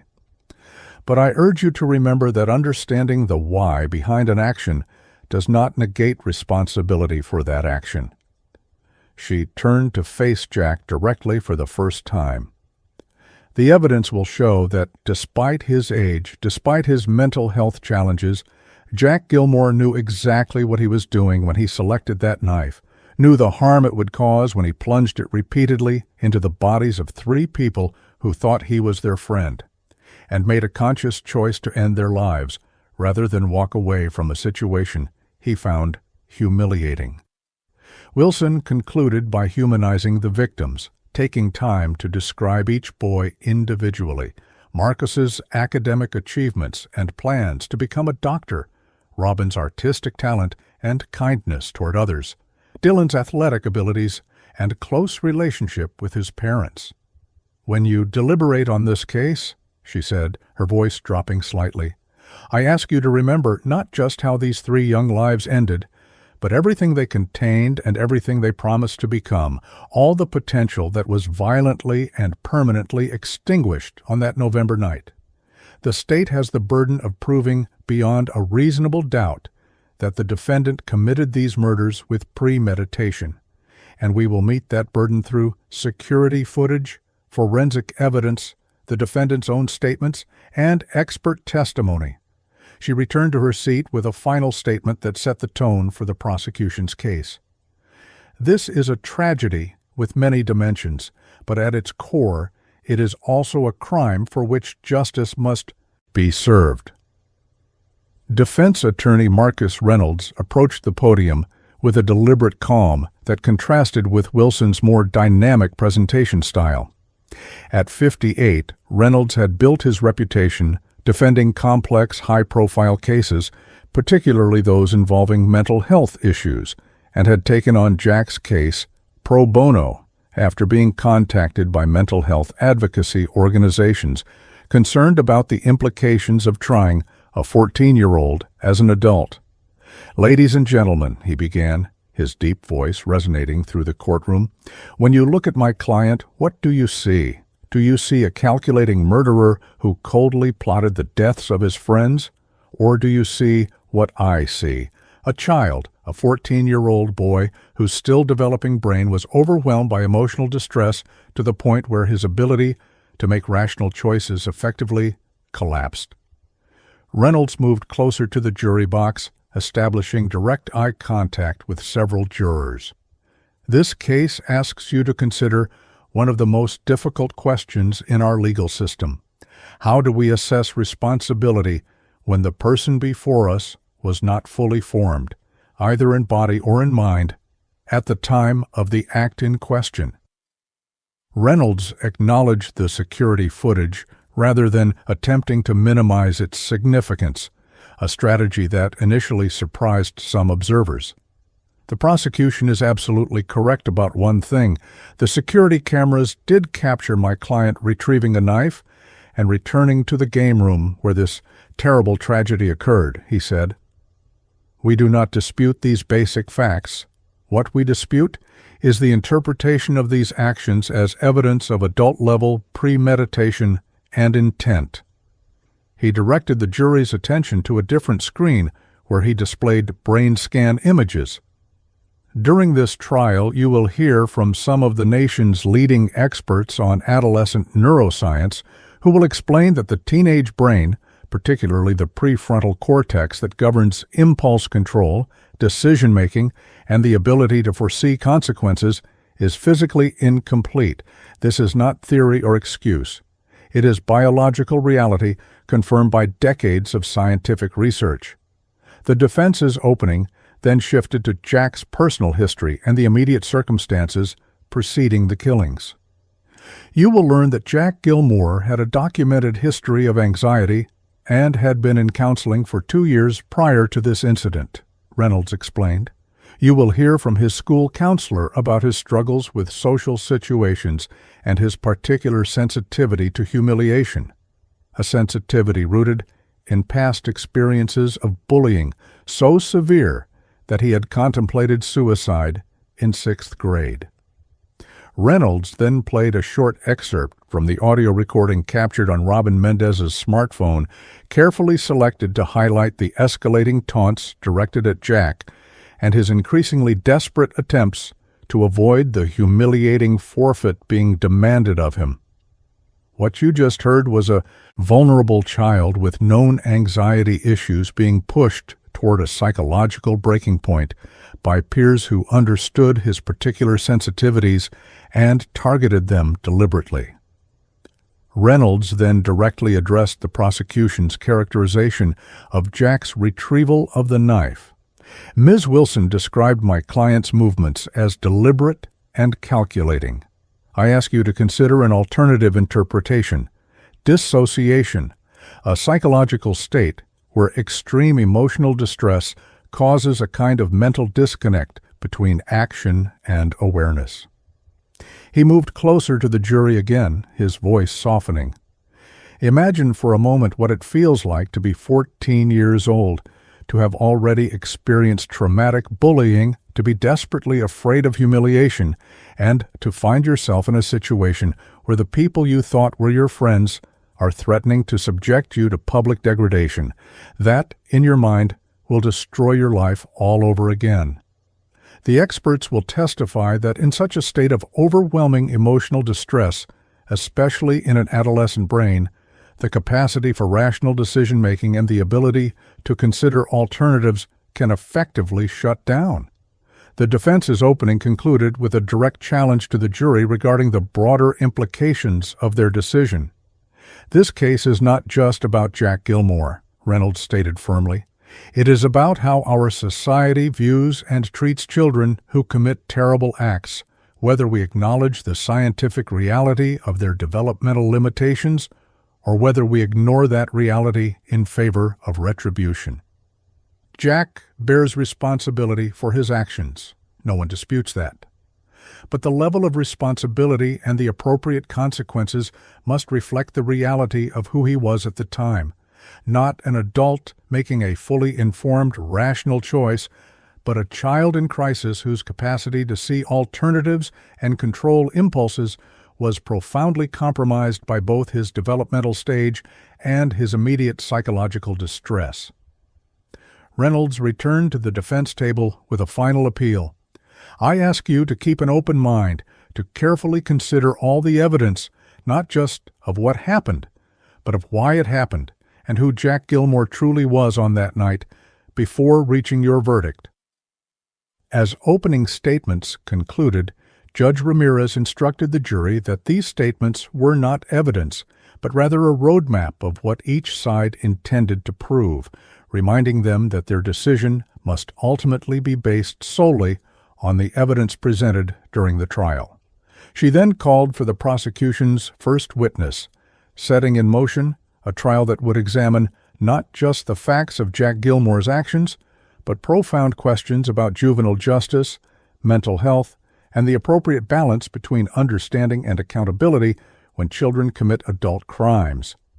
As the court recorder called Detective Nathan Davis to the stand, Jack remained motionless at the defense table, his eyes now fixed on his, hands clasped before him, a teenager carrying the weight of both his own actions and the system's response to them, a system now tasked with determining whether a momentary, terrible choice made at 14 should define the entirety of his remaining life.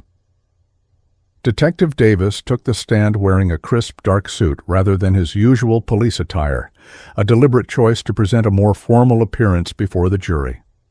As the lead investigator on the case, his testimony would establish the foundation of the prosecution's narrative, walking the jury through the crime scene, the evidence collection process, and the initial identification of Jack as the perpetrator.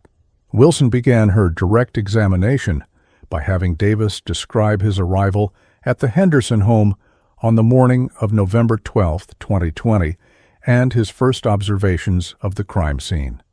The recreation room showed signs of extreme violence, Davis testified, his professional demeanor momentarily slipping as he recalled the scene. All three victims had sustained multiple stab wounds, and blood spatter patterns indicated a dynamic attack that moved throughout the room as the victims attempted to escape or defend themselves. The detective's testimony then focused on the critical discovery of the home security system and the footage it had captured. The courtroom fell completely silent as the prosecution played the full security video showing Jack's journey from the recreation room to the kitchen and back, his movements clear and deliberate on the high-definition footage. Based on the timestamp, the defendant left the recreation room at 12:09 a.m., proceeded directly to the kitchen, selected a knife from the knife block, concealed it behind his back, and returned in the direction of the recreation room at 12:11 a.m., Davis narrated as the footage played. When Wilson asked about his professional assessment of the defendant's demeanor in the video, Davis replied, "He appears calm and purposeful. There's no evidence of disorientation, confusion, or loss of motor control that would suggest an extreme dissociative state."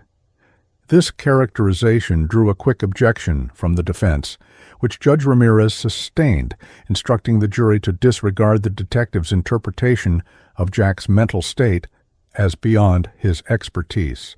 Wilson then guided Davis through his discovery and analysis of the audio recording from Robin Mendez's smartphone, having select portions played for the jury. The recording captured the escalating tension following Jack's loss in the game, the increasingly pointed taunts from the other boys, and Jack's growing distress as they insisted on the humiliating forfeit. Most damning was the contrast between Jack's clearly agitated voice during the argument and the sudden eerie calm in his final statement before leaving the room. "Give me a minute to think." Davis testified that this shift in tone, combined with the methodical movements seen in the security footage, suggested to investigators a transition from emotional distress to determined action. Again, the defense objected, and again Judge Ramirez sustained, reminding Davis to limit his testimony to factual observations rather than interpretations of the defendant's mental processes. During cross-examination, Defense Attorney Reynolds focused on aspects of the investigation that supported the defense's theory of temporary psychological break rather than calculated murder.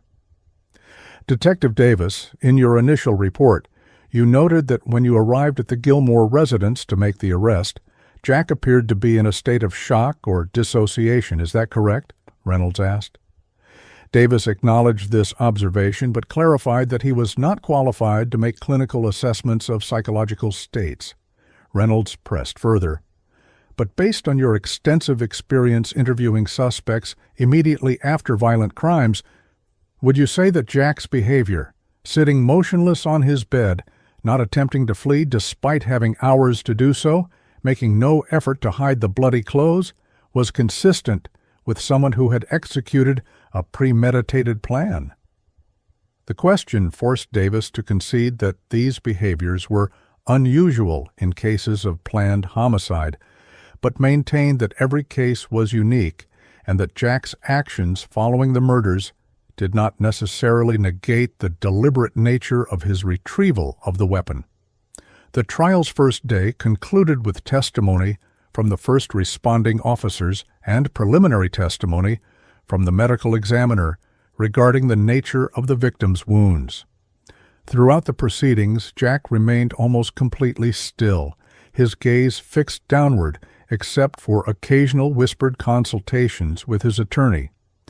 In the gallery, the stark contrast between the two sides of the courtroom was palpable.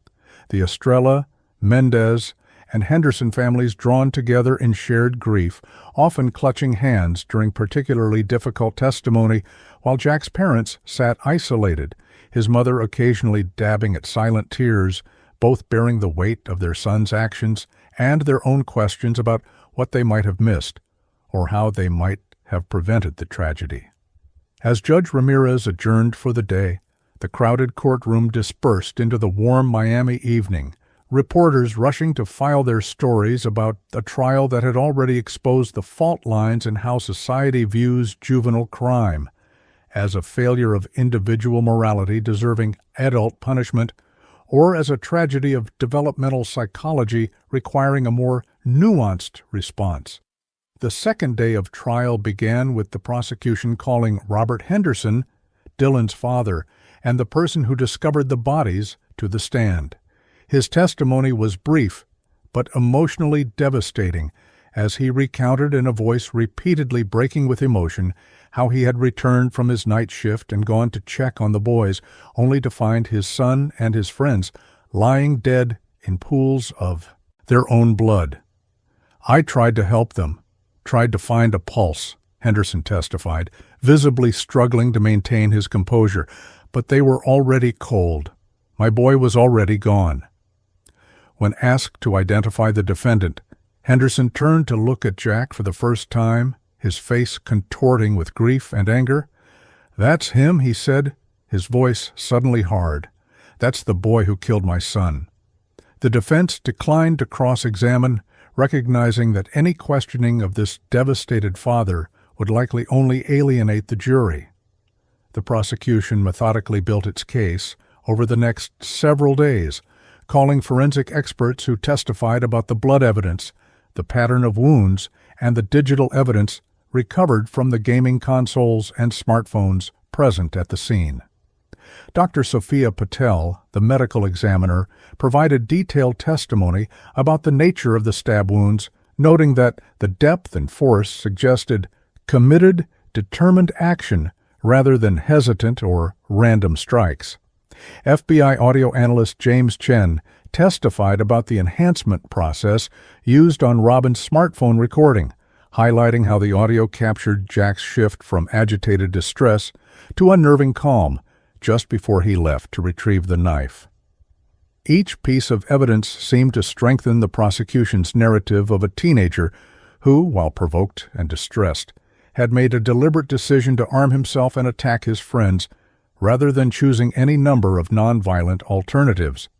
As the prosecution's case neared its conclusion, Wilson called her final and perhaps most important witness, Dr. Raymond Mercer, the forensic psychiatrist who had evaluated Jack and would testify about his mental state at the time of the killings. Dr. Mercer, a distinguished expert with decades of experience assessing criminal defendants, offered testimony that acknowledged Jack's mental health challenges while maintaining that they did not rise to the level that would negate his understanding of his actions or their wrongfulness. The defendant was experiencing significant emotional distress and has a documented history of anxiety, Dr. Mercer testified. However, the security footage showing his methodical retrieval of the weapon, combined with his attempts to conceal it upon returning to the recreation room, demonstrates planning and awareness inconsistent with an irresistible impulse or dissociative state, severe enough to prevent him from understanding the nature and consequences of his actions. This expert assessment directly challenged the temporary insanity defense the defense team had signaled in their opening statement and would develop through their own expert witnesses. With Dr. Mercer's testimony, the prosecution rested its case, having constructed a narrative that portrayed Jack Gilmore as a teenager who, while undeniably troubled and provoked, had made a conscious decision to retrieve a deadly weapon and use it with lethal intent rather than walking away from a humiliating situation. As Wilson returned to her seat, she paused briefly beside the victims' families, making eye contact with each parent in a silent acknowledgement of their loss and the painful journey the trial represented for them. Across the aisle, defense attorney Marcus Reynolds prepared to present his case, knowing that the coming days would require him to not only challenge the prosecution's interpretation of the evidence, but to fundamentally shift the jury's understanding of adolescent psychology and the unique vulnerabilities that had led his young client to commit an act of violence that shocked even himself. The courtroom fell silent as Dr. Laura Cohen took the stand, her presence marking a pivotal moment in Jack Gilmore's defense. As Jack's school counselor for the 2 years preceding the murders, Dr. Cohen represented the defense's first major opportunity to provide context for his actions through the testimony of someone who had worked directly with him during his struggles with anxiety and social difficulties. Dressed professionally in a navy blue blazer and white blouse, the counselor projected a calm, authoritative demeanor as she was sworn in, though her occasional glances toward Jack betrayed the emotional complexity of her position, testifying on behalf of a patient who had committed an act she could never have predicted despite her professional training and close work with him. Defense attorney Marcus Reynolds approached the witness stand with deliberate calm, beginning with questions about her credentials and experience before moving to her professional relationship with Jack. Dr. Cohen, when did you first begin counseling Jack Gilmore, and what was the initial reason for his referral to you? Reynolds asked. Cohen explained that Jack had been referred to her by his 6th grade teacher in September 2018, approximately 2 years before the murders, following a severe bullying incident that had left him unable to attend school for 2 weeks. Jack was showing signs of significant anxiety, social withdrawal, and what we would classify as school avoidance, she testified. The precipitating event involved older students taking humiliating photographs of him in the locker room and circulating them throughout the school. It was a profoundly traumatic experience for him. Cohen went on to describe how this incident had transformed Jack from a quiet but reasonably well-adjusted student into one plagued by social anxiety and hypervigilance about potential humiliation. His sense of safety at school fundamentally shattered by the experience of becoming, in his words, a joke that everyone was in on except me. Reynolds guided Dr. Cohen through her clinical observations of Jack over the 2 years of their counseling relationship, having her explain his diagnosis of social anxiety disorder and the symptoms he regularly exhibited. Social anxiety disorder goes beyond normal teenage self-consciousness, Cohen testified. In Jack's case, it manifested as intense fear of social situations where he might be judged or humiliated, physical symptoms like racing heart and sweating when facing such situations, and avoidance behaviors that significantly impacted his daily functioning. She described how Jack had made progress through cognitive behavioral therapy techniques, but continued to struggle with what she termed rejection sensitivity, an acute response to perceived social exclusion or ridicule that triggered intense emotional distress disproportionate to the situation. For Jack, experiences that might seem minor to others, being laughed at for missing a basketball shot, for example, could trigger a cascade of negative emotions and thoughts that he found overwhelming and difficult to regulate. The counselor's testimony then turned to Jack's relationship with the three victims, which he had discussed with him during multiple sessions. Jack described Marcos, Robin, and Dylan as friends, but it was clear from his accounts that the relationship was complicated, Cohen said. He valued being included in their group because they were popular, but he frequently reported feeling like he was treated differently than they treated each other, more as a peripheral figure than a true friend. She recalled specific sessions where Jack had described feeling humiliated by forfeit penalties during their gaming sessions, explaining that these often involved public embarrassment that targeted his known sensitivities. In one session, about 2 months before the incident, Jack told me he was considering stopping the gaming sessions altogether because the forfeits were becoming increasingly personal and embarrassing, but he feared that refusing to participate would result in complete social isolation. Perhaps the most significant aspect of Dr. Cohen's testimony concerned her notes from a session on November 4, 2020, just 1 week before the murders. Jack came to my office visibly distressed after a lunch period incident where he had been mocked by the friend group for becoming upset after losing a game, she recounted. He told me, "Sometimes I feel like there's a storm inside me when they laugh at me, like something might break if they don't stop." When Reynolds asked if she had been concerned about this statement, Cohen acknowledged that she had explored it further, asking Jack directly if he had thoughts about harming himself or others. He denied any specific intent or plans to harm anyone, she testified.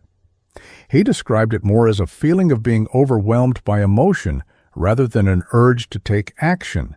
Based on his previous history and presentation, I assessed this as an expression of emotional distress rather than a warning sign of imminent violence. Reynolds then addressed the critical question that had hovered over the case since its beginning. Dr. Cohen, in your professional opinion, based on your work with Jack and your understanding of adolescent psychology, could the situation he faced that night, the prospect of humiliating public exposure similar to his previous traumatic experience, have triggered a psychological state in which his capacity for rational decision-making was severely compromised? Cohen's response was measured but clear. Yes, it could have. For an adolescent with Jack's specific history and diagnosis, the threat of public humiliation that mirrored his previous trauma could have triggered what we call an amygdala hijack, a situation where the brain's fear center essentially overrides the prefrontal cortex, which governs rational thought and impulse control. This effect is particularly pronounced in adolescents because their prefrontal cortex is still developing and has weaker connections to the emotional centers of the brain than in adults. During cross-examination, prosecutor Abigail Wilson worked to undermine the implications of Cohen's testimony for Jack's criminal responsibility. Dr. Cohen, in your 2 years of counseling Jack Gilmore, did he ever express specific violent ideation toward his friends or anyone else? She asked. Cohen acknowledged that he had not. Wilson continued, and in your November 4th session, when Jack used the metaphor of a storm inside, you did not consider this statement concerning enough to contact his parents or alert school authorities about a potential safety risk, correct? Cohen confirmed this assessment, adding that based on her training and Jack's history, the statement had not risen to the level that would trigger mandatory reporting obligations. Wilson seized on this point. So even you, a trained mental health professional who had been working with Jack for 2 years, saw no indication that he was capable of the level of violence he ultimately committed. Doesn't this suggest that his actions on November 11th represented a conscious choice rather than an inevitable psychological break? Cohen's response was carefully nuanced. What it suggests is that prediction of violence is extremely difficult, even for professionals. Jack's lack of prior violent behavior or explicit threats doesn't mean that he wasn't vulnerable to an extreme stress response under the right circumstances. The combination of his pre-existing anxiety, his specific sensitivity to humiliation based on past trauma, and the immediate trigger of a situation that directly echoed that trauma created a perfect storm of psychological factors that I believe overwhelmed his coping mechanisms. Wilson pressed further, asking whether Cohen believed Jack knew right from wrong at the time of the killings. Knowing right from wrong, in an abstract sense, is different from having the capacity to apply that knowledge in a moment of extreme emotional distress, Cohen replied. I believe Jack understood that violence is wrong in general, but in that specific moment, his capacity to access that understanding and use it to guide his behavior was severely compromised by psychological factors beyond his full control. Following Dr. Cohen's testimony, the defense called Dr. James Martinez, a nationally recognized expert in adolescent neuroscience from the University of Miami Medical School. With multiple advanced degrees and dozens of peer-reviewed publications on teenage brain development, Dr. Martinez brought considerable scientific weight to the defense's case, using detailed brain scan images and simplified diagrams prepared for the jury. He explained the fundamental biological differences between adolescent and adult brains, particularly in areas related to impulse control, emotional regulation, and decision-making under stress. The prefrontal cortex, the brain region responsible for weighing consequences, considering alternatives, and inhibiting impulsive responses, is quite literally under construction during adolescence, Martinez testified. This isn't theory or speculation. It's observable biological reality that we can see in brain scans and measure in laboratory settings. Dr. Martinez went on to explain how these developmental limitations interact with emotional stress to further compromise rational decision-making in teenagers. When an adolescent experiences intense emotional distress, particularly fear or humiliation, the still developing connections between the prefrontal cortex and the amygdala, the brain's alarm system, can essentially short-circuit, he explained, pointing to a diagram showing these neural pathways. This biological reality creates a perfect storm where the capacity for rational thought is overwhelmed by emotional reactivity, resulting in decisions that may seem incomprehensible when viewed through the lens of adult cognitive capacity. When Reynolds asked directly about the security footage showing Jack retrieving the knife, Martinez offered an alternative interpretation to the prosecution's narrative of calculation. What appears as deliberate movement could actually represent a dissociative state triggered by overwhelming emotional distress, where the individual is essentially on autopilot with limited conscious awareness or consideration of alternatives. During cross-examination, Wilson challenged Dr. Martinez's implications for criminal responsibility. Doctor, aren't you essentially arguing that no teenager should be held fully accountable for violent acts because their brains aren't fully developed? She asked pointedly. Martinez clarified his position. Not at all.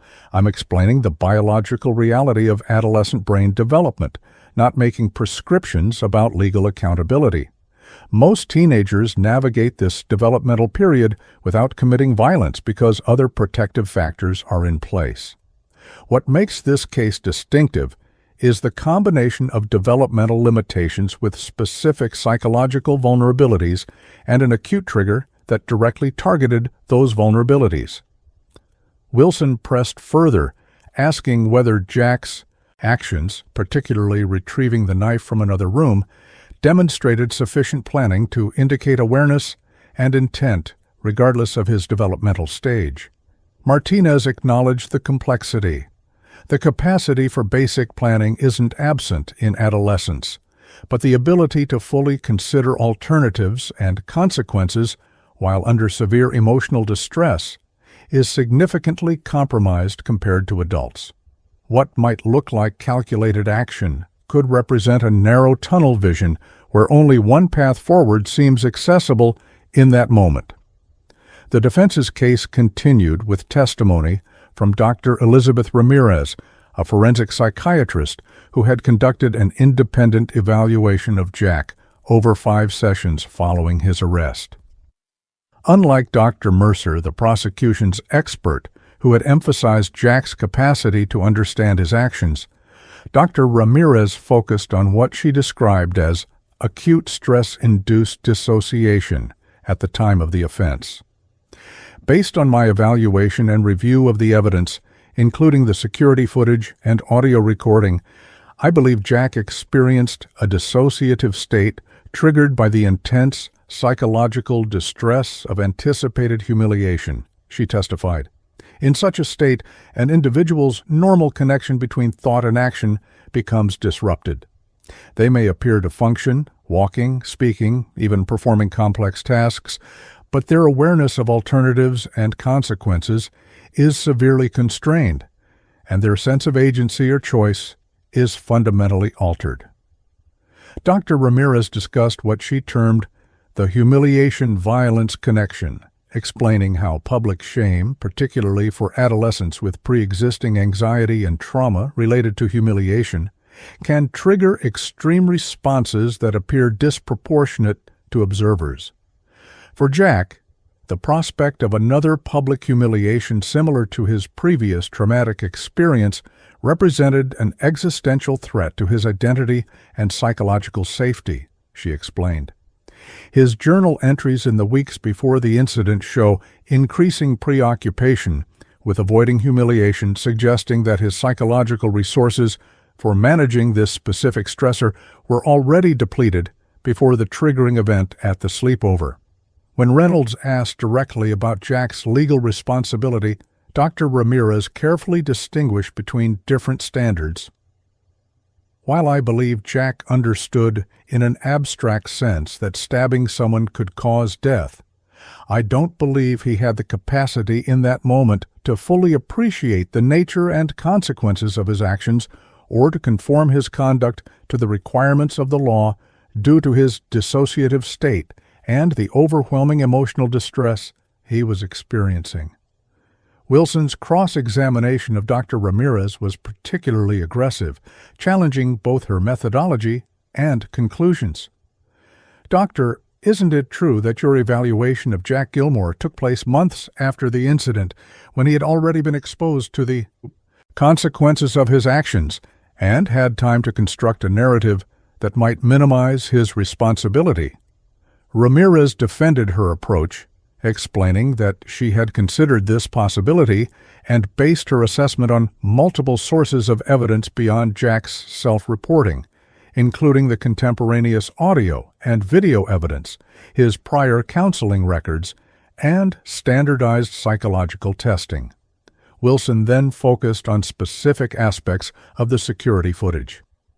How do you reconcile your theory of dissociation with the fact that Jack specifically selected a large chef's knife rather than grabbing the first available object, and that he deliberately concealed it behind his back when returning to the room, actions that suggest awareness and intent to surprise his victims? Dr. Ramirez's response highlighted the complexity of dissociative states. Dissociation exists on a spectrum and doesn't necessarily mean complete unawareness or inability to perform sequential actions. In stress-induced dissociation, particularly in adolescence, we often see a narrowing of perception and options rather than a complete break from reality. Jack could still perform actions while in a dissociative state, but his perception of alternatives and his capacity to consider consequences were severely compromised. Wilson pressed further. So, in your view, is there any action Jack could have taken that night that would demonstrate sufficient planning to indicate legal responsibility, or does your theory effectively provide a complete psychological exemption for his crimes? Ramirez rejected this characterization. This isn't about exemption, but understanding. If Jack had shown evidence of advanced planning before that night, purchasing a weapon, discussing intentions to harm, creating an opportunity for the confrontation, that would suggest a different level of awareness and intent. What we see instead is a teenage brain in crisis responding to an acute trigger in a state of psychological emergency. The defense's final expert witness was Dr. Michael Chen, a specialist in juvenile trauma response who had reviewed Jack's case records and provided a broader context for understanding his actions. Dr. Chen explained how Jack's previous experience of severe bullying had created what he termed a trauma template that shaped his perception of and response to similar threats. When Jack faced the prospect of another public humiliation similar to his previous traumatic experience, his brain processed this not just as an unpleasant social situation, but as a recurrence of a life-threatening event, Chen testified. This is a well-documented phenomenon in trauma psychology. The body and brain respond to echoes of previous trauma as if the original threat is recurring, triggering extreme survival responses that bypass rational thought processes. Chen further explained how this mechanism could account for the apparent disconnect between Jack's prior nonviolent history and the extreme violence of his response that night. What we're seeing isn't a revelation of hidden violent tendencies, but a catastrophic trauma response to a specific trigger that directly connected to his greatest psychological vulnerability. As the defense case neared its conclusion, Reynolds called a final, unexpected witness, Tyler Williams, a classmate of Jack and the victims who had been peripherally connected to their social group. Williams testified about witnessing interactions between Jack and the three victims in the weeks before the murders, describing a pattern of what he characterized as constant low-level humiliation directed at Jack. They weren't bullying him exactly, not like the obvious stuff that gets teachers involved, Williams explained.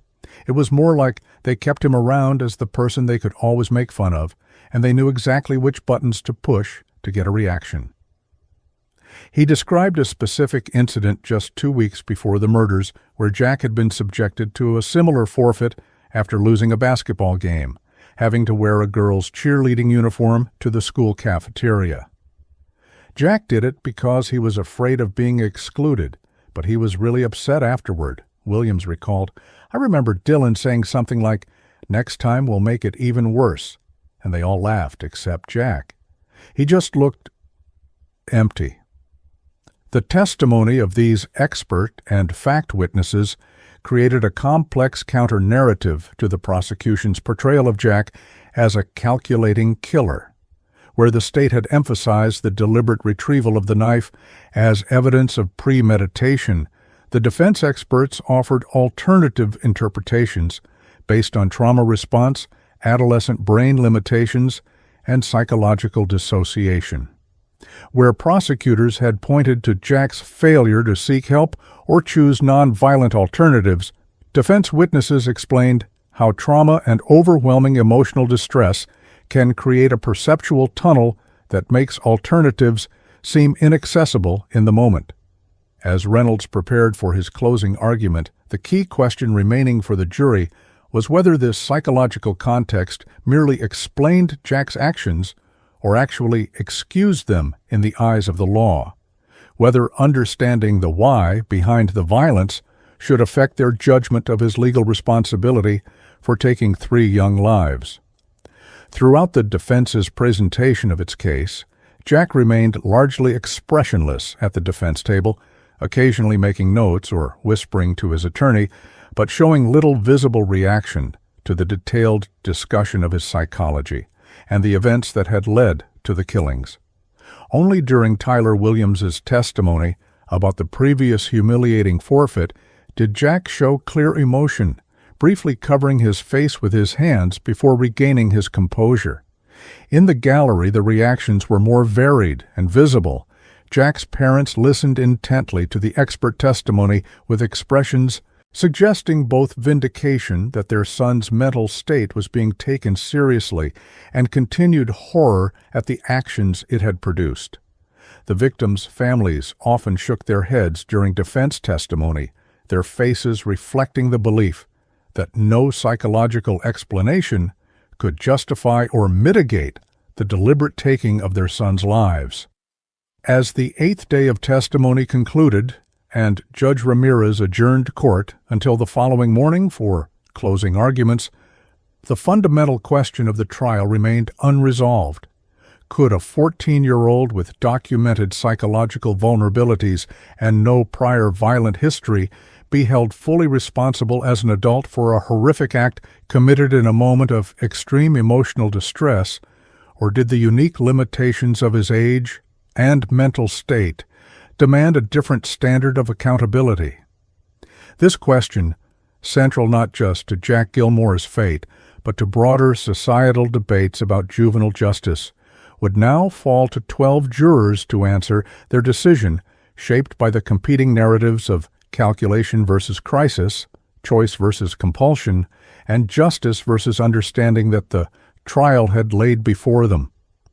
The Miami-Dade County Courthouse Plaza was filled beyond capacity on the morning of June 21, 2021, as hundreds gathered in anticipation of a verdict in the Jack Gilmore trial. After 7 days of emotionally charged testimony and expert analysis, followed by nearly 2 full days of jury deliberations, word had spread that the jury had reached a decision. News vans lined the street, their satellite dishes extending skyward to broadcast the outcome to a nation that had become increasingly invested in this case and its broader implications for juvenile justice. Security had been substantially increased, with officers establishing separate areas for supporters of the victims' families and those advocating for Jack, a physical division that reflected the community's polarization over the case. Signs on one side read, "Justice for Marcos, Robin, and Dylan," and "Adult crime or adult time," while the opposing group carried messages like, "He's still a child," and "Mental health matters." Inside courtroom 3B, the tension was palpable as Judge Elena Ramirez entered and took her seat at the bench. The room had reached capacity long before the scheduled 10:00 a.m. announcement, with priority given to the families directly involved and the remainder filled by media representatives, legal observers, and members of the public who had waited hours for a seat.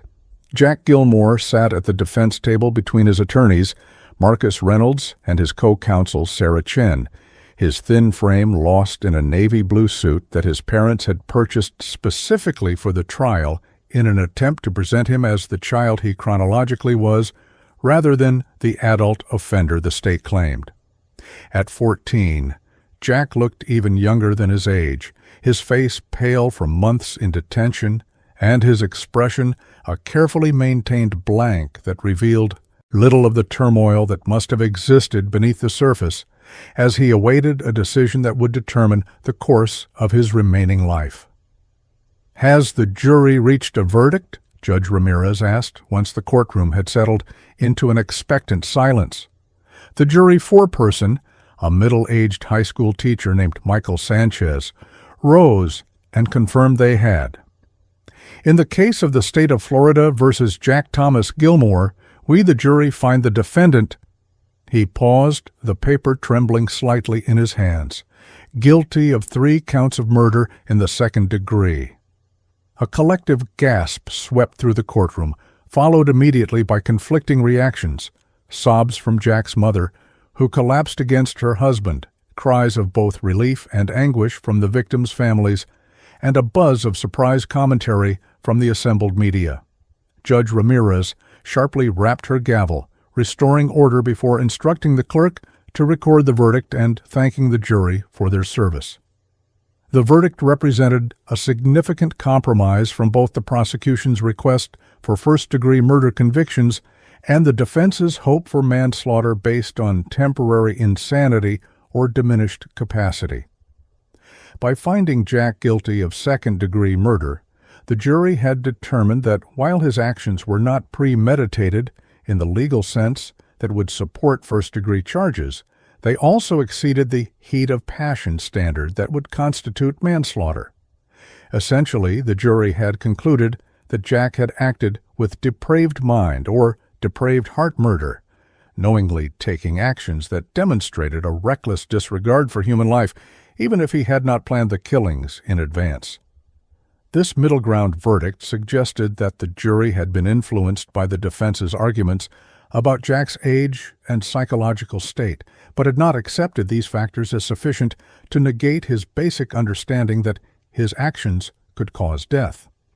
Jack himself showed minimal reaction as the verdict was read, his expression remaining flat and his gaze fixed somewhere in the middle distance, not making eye contact with anyone in the courtroom. Only a slight tightening of his jaw and a barely perceptible increase in his breathing rate suggested any emotional response to hearing that he had been found guilty of 3 counts of murder. His attorney, Marcus Reynolds, placed a steadying hand on his shoulder while whispering something in his ear, likely reminding him that this verdict, while still extremely serious, represented a partial victory in avoiding the first-degree murder charges that could have resulted in life without parole.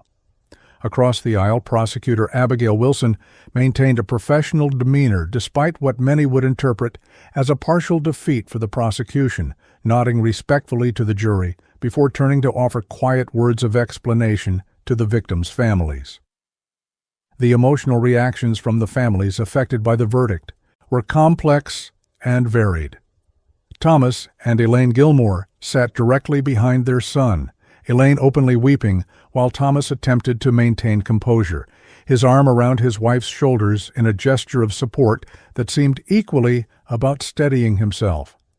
They had known from the beginning that any verdict would mean years or decades of separation from their only child, but the second-degree finding at least preserved the possibility of Jack eventually returning to society, a hope that a first-degree verdict would have effectively extinguished.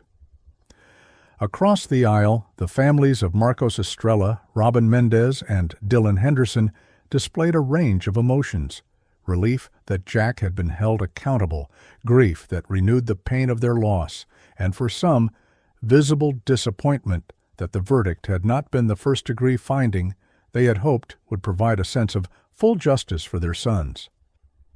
Carlos Estrella, Marcos's father, stared straight ahead with tears streaming down his face, his expression one of grim satisfaction, tinged with the knowledge that no verdict could bring his son back.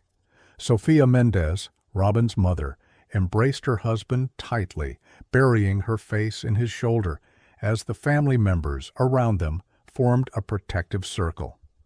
Most visibly affected was Marie Henderson, Dylan's mother, who had been working her nursing shift when her son was killed and had carried the weight of that absence ever since. She stood abruptly as the verdict was announced, her face contorting with emotion, and had to be gently guided back to her seat by her husband, Robert, whose own expression reflected the complex mixture of validation and hollow victory that the verdict represented for families seeking closure that no legal outcome could truly provide. Following the reading of the verdict, Judge Ramirez scheduled the sentencing hearing for July 12th, allowing time for the preparation of a pre-sentencing report and victim impact statements. She then addressed Jack directly for the first time since the trial began. "Mr. Gilmore, you have been found guilty of 3 counts of second-degree murder. Under Florida law, each count carries a potential sentence of up to life imprisonment." She paused, her tone softening slightly as she acknowledged his age without compromising her judicial authority. "Given your juvenile status and the Supreme Court's guidance on sentencing minors, I will be considering a range of factors at your sentencing hearing, including expert testimony regarding your potential for rehabilitation. Until then, you will remain in juvenile detention rather than being transferred to adult facilities. This small concession, allowing Jack to remain in the more protected environment of juvenile detention until sentencing, was a recognition of his physical vulnerability despite the adult nature of his crimes and conviction. As court was adjourned and the bailiffs prepared to escort Jack back to detention, he was allowed a brief moment with his parents under close supervision. The interaction, witnessed by those still in the courtroom, was heartbreaking in its restraint. Elaine reaching to touch her son's face as if to assure herself of his continued existence, Thomas awkwardly patting his shoulder, all three struggling to find words adequate to the moment. "We love you, Jack," Elaine finally said, her voice breaking. "We'll be there at the sentencing. We're not giving up." Jack nodded silently, the most emotion he had shown throughout the proceedings visible in his eyes for just a moment before he was led away. A child in an adult's legal predicament, caught between worlds in every conceivable sense. Outside the courthouse, the scene quickly became chaotic as representatives from both victims' advocacy groups and juvenile justice reform organizations attempted to frame the verdict according to their perspectives. Maria Gonzalez, director of the Miami Victims' Rights Coalition, told assembled reporters, "This verdict acknowledges the deliberate nature of Jack Gilmore's actions, while recognizing that his age may have affected his impulse control. We believe it strikes an appropriate balance between accountability and consideration of youth factors." In contrast, Dr. James Wilson of the Juvenile Justice Reform Initiative characterized the verdict as a troubling compromise. Second-degree murder still carries potential life sentences for a 14-year-old, whose brain development and psychological state clearly impacted his decision-making. This case highlights the fundamental problem with trying children as adults. We acknowledge they're different developmentally, then punish them as if they're not. The media coverage that followed the verdict reflected the case's polarizing nature and broader societal implications. The Miami Herald's front-page headline read, "Gilmore found guilty, jury rejects first-degree murder, but holds teen accountable," while conservative outlets emphasized that teen killer faces decades in prison for slaying 3 friends. Progressive publications focused on the mental health aspects, with headlines like, "System Fails Troubled Teen, Gilmore Case, Highlights Mental Health Crisis Among Youth." Cable news networks featured panels of legal experts debating the verdict's significance, with some arguing it represented an appropriate middle ground, and others contending it either went too far or not far enough in accounting for Jack's age and psychological state. The case had become a Rorschach test for attitudes about juvenile justice, mental health, and the appropriate balance between punishment and rehabilitation when children commit terrible crimes. In the days following the verdict, as attorneys on both sides prepared for the sentencing phase, additional details emerged about the jury's deliberations. According to post-trial interviews with several jurors who spoke anonymously to the press, the panel had been initially divided between those supporting first-degree murder convictions and those favoring manslaughter, with no clear consensus after the first day of deliberations. "We spent hours discussing the security footage," one juror told the Miami Herald. "Some of us saw calculation and intent in Jack retrieving the knife, while others saw a teenager in crisis acting without full awareness of what he was doing." Another juror revealed that the expert testimony about adolescent brain development had significantly influenced their thinking. The science about teenage brains was compelling. It made us question whether we could hold a 14-year-old to the same standard as an adult in terms of premeditation and full appreciation of consequences. The compromise verdict of second-degree murder had emerged gradually as jurors worked to reconcile their different interpretations of the evidence. We all agreed that Jack knew his actions could cause death, even if his capacity to fully consider alternatives was compromised by his age and emotional state, a third juror explained.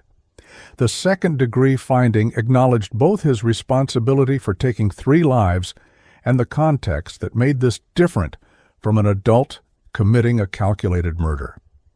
This juror also revealed that the panel had been aware of the sentencing implications of their decision. We knew a first-degree verdict would essentially guarantee life without parole, while second-degree would give the judge more flexibility to consider Jack's age and potential for rehabilitation. That wasn't supposed to factor into our decision about guilt, but it's hard to completely separate those considerations when you're determining a child's fate. For the legal teams, the verdict represented both victory and defeat.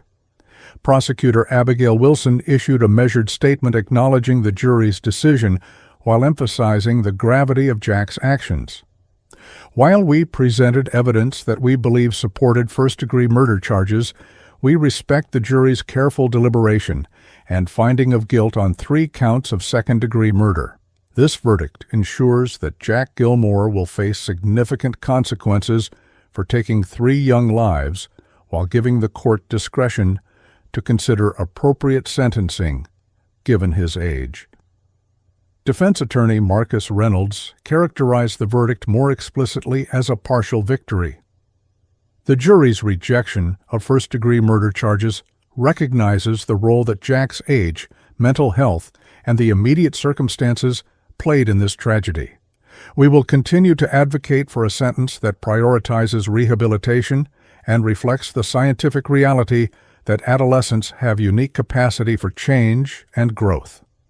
The victims' families offered emotional responses in a joint press conference the day after the verdict. Carlos Estrella, speaking with quiet dignity that belied his grief, addressed the cameras directly. "My son Marcos was brilliant, kind, and had dreams of becoming a doctor. Nothing will bring him back, but knowing that his killer will face justice helps us continue our journey of healing." Sophia Mendez spoke of her artistic son Robin and the creative contributions the world would never see because of Jack's actions. "We accept the verdict, though we had hoped for the highest level of accountability. Robin's light was extinguished forever, and we must live with that emptiness every day." Robert Henderson, speaking for his family, while his wife stood silently beside him, focused on broader implications. This case should be a wake-up call about monitoring our children's online activities and gaming relationships. If anything positive can come from Dylan's death, let it be greater awareness of the pressures facing teenagers and the importance of mental health support before tragedy occurs. As the community absorbed the verdict and prepared for the upcoming sentencing hearing, the case continued to spark debate about juvenile justice reform, mental health services for adolescents, and the role of gaming and social media in teenage social dynamics. School districts across Florida announced reviews of their bullying prevention programs and mental health screening protocols, with several citing the Gilmore case directly as motivation for enhanced services.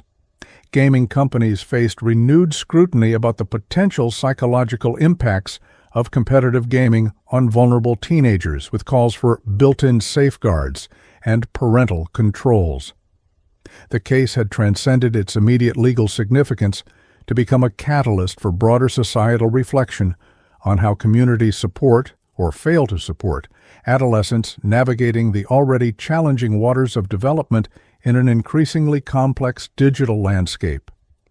For Jack Gilmore, the weeks between verdict and sentencing represented a strange limbo, no longer presumed innocent, but not yet knowing what his future would hold. His attorneys worked with mental health experts to prepare comprehensive rehabilitation plans to present at sentencing, while his parents arranged to sell their home to fund his legal appeals and establish resources for his eventual reintegration into society. Jack himself, according to detention center staff, who spoke anonymously to reporters, had become increasingly withdrawn following the verdict, speaking little, and spending most of his time reading books provided by his parents or staring at the walls of his room. One staff member described him as a child carrying the weight of a grown man's punishment, still trying to understand how he became the person who did such a terrible thing. This description perhaps best captured the central paradox of the case that had captivated and divided Miami: a teenage boy, simultaneously perpetrator and victim, accountable for his actions yet limited by his development. His story, a tragedy with no heroes and multiple casualties extending far beyond the 3 young lives directly extinguished on that November night. On July 12, 2021, beneath the weight of Miami's summer heat, Jack Gilmore returned to Courtroom 3B for his sentencing hearing. The proceeding, scheduled to last a full day, to accommodate numerous victim impact statements and expert testimony on juvenile sentencing considerations, represented the final act in a legal drama that had consumed the city for 8 months. Jack, now visibly thinner than during the trial, and with shadows under his eyes that spoke to sleepless nights in detention, sat between his attorneys in a dark blue suit that hung loosely on his diminished frame. At 14 years and 7 months old, facing sentencing for 3 counts of second-degree murder, he was about to learn whether his remaining adolescence and early adulthood would be spent in prison, or if the court would craft a sentence recognizing his youth and potential for rehabilitation despite the gravity of his crimes. Judge Elena Ramirez opened the hearing with a somber acknowledgment of the case's complexity and emotional weight. Before we proceed with statements and arguments regarding sentencing, I want to recognize that there are no easy answers or perfect solutions in a case like this, she began. The court is tasked with balancing multiple considerations: the tragic loss of 3 young lives, the age and circumstances of the defendant, the safety of society, and the scientific understanding of adolescent development. This responsibility weighs heavily on the court, as it should. She then outlined the legal framework guiding her decision, citing U.S. Supreme Court precedents in Miller v. Alabama and Montgomery v. Louisiana that established special considerations for sentencing juvenile offenders, even those convicted of serious crimes, based on their diminished culpability and greater capacity for change compared to adults. The victim impact statements began with Carlos and Maria Estrella, parents of Marcos, who approached the podium together, supporting each other physically and emotionally. Maria clutched a framed photograph of their son, holding it up for both the court and Jack to see as her husband spoke. "Marcos was our miracle child, born after years of thinking we would never have children," Carlos began, his voice steady but thick with emotion. He had already overcome so many obstacles, immigrating to this country at age 6, learning a new language, building a new life. By 14, he was a straight A student who talked about becoming a doctor to help others.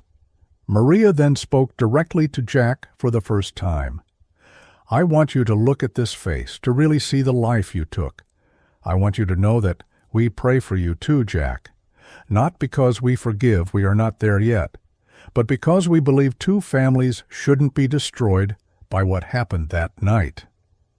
Robin Mendez's parents and older sister presented their statements next, each approaching the podium individually, but united in their grief and determination to honor Robin's memory. His father, Antonio Mendez, described the void left in their home, the empty chair at dinner, the art supplies gathering dust in Robin's room that no one could bear to move, the sudden silence from a boy who had filled their home with creativity and conversation. Robin's sister, Elena, spoke through tears about losing her only sibling and best friend. "My brother was the kindest person I've ever known. When I was bullied in elementary school, Robin was the one who stood up for me, who taught me that kindness is stronger than cruelty. The irony that he died at the hands of someone he had once defended from bullying is something I still cannot comprehend." Their statements focused less on punishment for Jack and more on ensuring that Robin's life and potential were not forgotten amid the focus on his death. The most emotionally charged statements came from the Henderson family, in whose home the murders had occurred and whose son Dylan had been hosting the fateful sleepover. Robert Henderson, who had discovered the bodies, stood rigid with contained anger as he addressed the court. "I still see them when I close my eyes at night. My son and his friends lying in pools of their own blood on the floor of what was supposed to be a safe space in our home. That image will never leave me." Marie Henderson, a nurse who had been working the night shift when the murders occurred, spoke of her overwhelming guilt at not being home that night. "I keep thinking that if I had been there, if I had checked on them earlier, maybe I could have prevented this. Instead, I was saving other people's children while mine was being taken from me." The Hendersons had already sold their home, unable to remain in a place now permanently associated with their most profound loss, and spoke of how the murders had shattered not just their family, but their sense of basic safety and trust in the world. Throughout these statements, Jack maintained the same carefully controlled expression he had shown during much of the trial, though tears silently tracked down his face as Marie Henderson spoke of her son's unrealized dreams and the milestones she would never witness. His parents, seated directly behind him, wept openly, Thomas Gilmore's arm around his wife's shoulders, in what had become a familiar posture of mutual support through their shared nightmare. The courtroom remained hushed throughout the victims' statements, the raw grief of three families filling the space with an almost tangible heaviness that not even the most eloquent legal arguments could fully address or resolve. Following the victim impact statements, Judge Ramirez called for expert testimony regarding appropriate sentencing considerations for a juvenile offender. Dr. Rachel Gordon, a nationally recognized expert in adolescent development and juvenile justice from the University of Florida, testified about the unique characteristics of teenage brains that both explained Jack's actions and supported the potential for significant rehabilitation. Adolescents are biologically more prone to impulsivity, more vulnerable to peer influence, less able to consider long-term consequences, and more capable of fundamental change than adults, Dr. Gordon explained. These aren't excuses, but scientific realities that should inform sentencing decisions. The same developmental factors that contributed to Jack's failure to choose a nonviolent response that night also mean that he has extraordinary capacity for growth, maturation, and rehabilitation with appropriate intervention.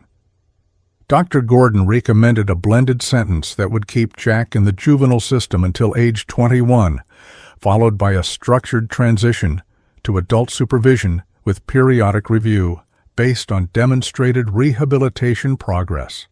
The science is clear that extended adult incarceration for juvenile offenders, particularly at traditional prison environments, often produces worse public safety outcomes than rehabilitation-focused approaches, she testified. Jack needs intensive therapeutic intervention, education, and development of prosocial skills in an environment designed for adolescents, not warehouse-style punishment that offers little opportunity for the brain development and maturation that could prevent future violence.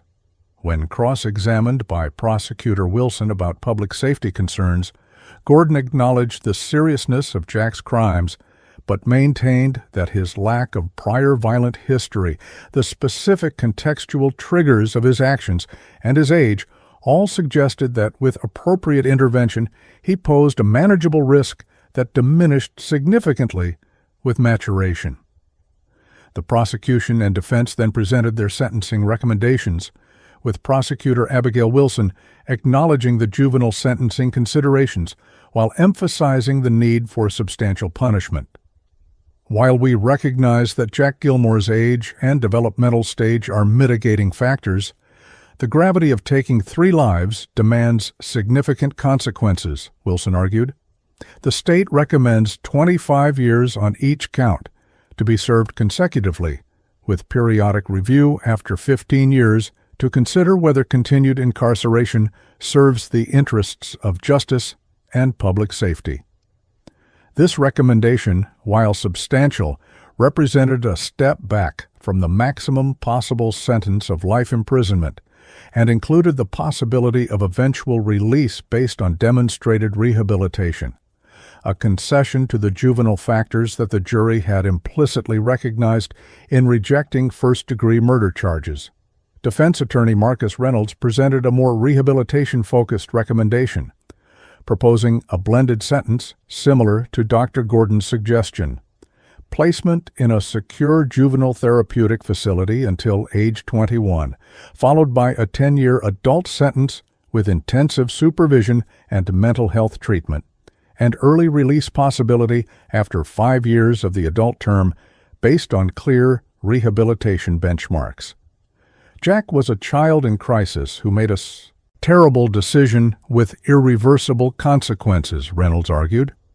But he is also a child with no prior violent history, documented mental health challenges that went inadequately treated, and the developmental capacity for profound change. Warehousing him in adult prison for decades serves neither justice nor public safety when research clearly shows that therapeutic intervention in youth-appropriate settings produces better outcomes for all concerned. Before announcing her decision, Judge Ramirez offered Jack the opportunity to address the court, a moment many had anticipated, with both apprehension and hope for some insight into his current state of mind. Jack rose slowly, his movements hesitant, and approached the podium with downcast eyes. When he finally looked up, his gaze moved deliberately from one victim's family to the next, before he spoke in a voice that cracked with emotion and disuse. "I know that nothing I say can bring back Marcos, Robin, and Dylan," he began, the first time he had publicly named his victims since the killings. "I know that saying I'm sorry doesn't fix anything, but I am sorry, more sorry than I have words to express." He paused, visibly struggling to maintain composure. "Every day, I try to understand what happened, why I did what I did.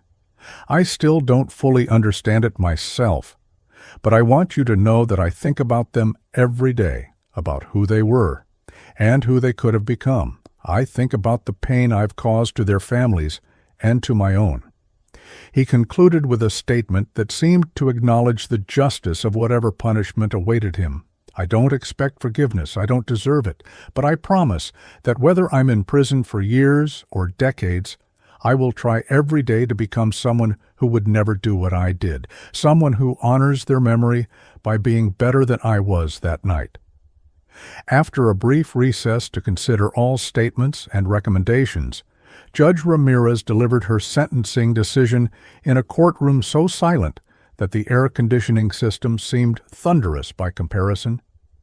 "Jack Thomas Gilmore, you have been found guilty of 3 counts of second-degree murder for the killings of Marcos Estrella, Robin Mendez, and Dylan Henderson. These crimes, committed when you were 14 years old, ended 3 promising young lives and irrevocably altered many others." She continued with an acknowledgment of the competing factors she had considered. "The court must balance several considerations: the gravity of your crimes, your age and developmental stage at the time of the offenses, your potential for rehabilitation, and the safety of society. This balance is perhaps the most challenging aspect of juvenile justice, particularly in cases involving violent crimes committed by very young offenders." Judge Ramirez then announced her decision, having carefully considered all factors, including the Supreme Court's guidance on juvenile sentencing, victim impact statements, expert testimony, and sentencing recommendations from both prosecution and defense. "I hereby sentence you to 40 years in the Florida Department of Corrections, with eligibility for parole consideration after 25 years. This sentence, substantial but not the maximum possible, and including the possibility of eventual release, reflected what the judge described as the dual recognition of the harm you have caused and your capacity for redemption, given your youth.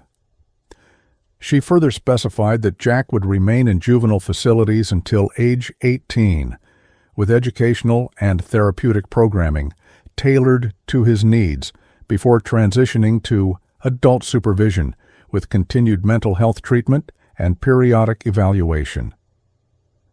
The judge concluded with a direct address to both Jack and the victims' families. To the Estrella, Mendez, and Henderson families, no sentence can restore what you have lost or fully address the magnitude of your suffering. The court acknowledges the dignity and courage you have shown throughout these proceedings. Turning to Jack, she added, "And to you, Mr. Gilmore, you will likely spend the remainder of your adolescence and much of your adult life incarcerated as consequence for your actions. How you use that time is entirely up to you. The possibility of eventual parole is not a guarantee, but an opportunity that you must earn through demonstrated rehabilitation, reflection, and growth. The court sincerely hopes that you will use this time to develop into someone who contributes positively to society if and when you are released."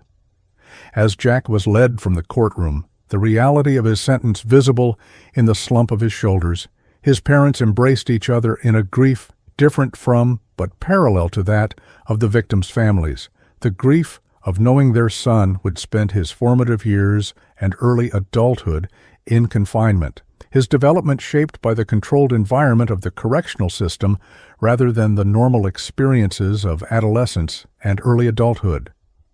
The victims' families received the sentence with varying reactions, some nodding in grim satisfaction at the substantial prison term, others showing disappointment that it included the possibility of eventual release.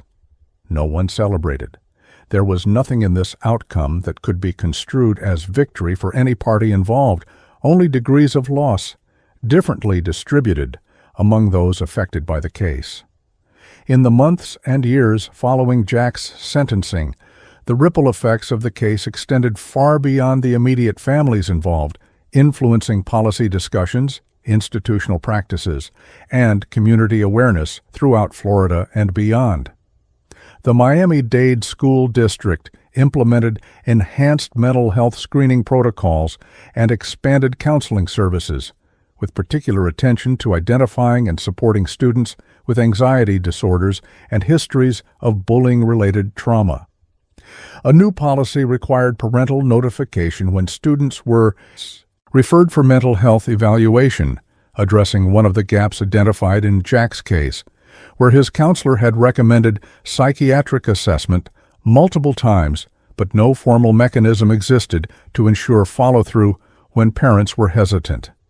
The gaming industry also responded to the case, with several major developers implementing new features designed to detect and address toxic behavior in competitive gaming environments, particularly those popular with adolescents. These included improved reporting systems for harassment, automated detection of escalating verbal conflicts, and cool-down periods automatically triggered when players showed signs of extreme frustration or distress. While these measures could not prevent all potential instances of gaming-related conflict escalating to real-world violence, they represented an acknowledgement of the role that digital interaction plays in contemporary adolescent social dynamics and the responsibility of platform creators to consider psychological impacts in their design. The Florida legislature, influenced by advocacy from both victims' rights groups and juvenile justice reform organizations that had been galvanized by the Gilmore case, passed the Adolescent Mental Health and Safety Act in 2022. The bipartisan legislation increased funding for school-based mental health services, created new diversion programs for first-time juvenile offenders, and established stricter protocols for monitoring home alone situations involving multiple minors. The bill acknowledged the complex factors that had contributed to the tragedy: inadequate mental health support, limited parental awareness of warning signs, and insufficient safeguards for supervised adolescent gatherings, without diminishing individual responsibility for violent actions. The three victim families each processed their grief and created legacies for their sons, in distinctive ways that reflected their individual perspectives on the tragedy. The Estrella family established the Marcos Estrella Memorial Scholarship for immigrant students pursuing medical careers, honoring their sons' academic ambitions while creating opportunities for other young people with similar dreams.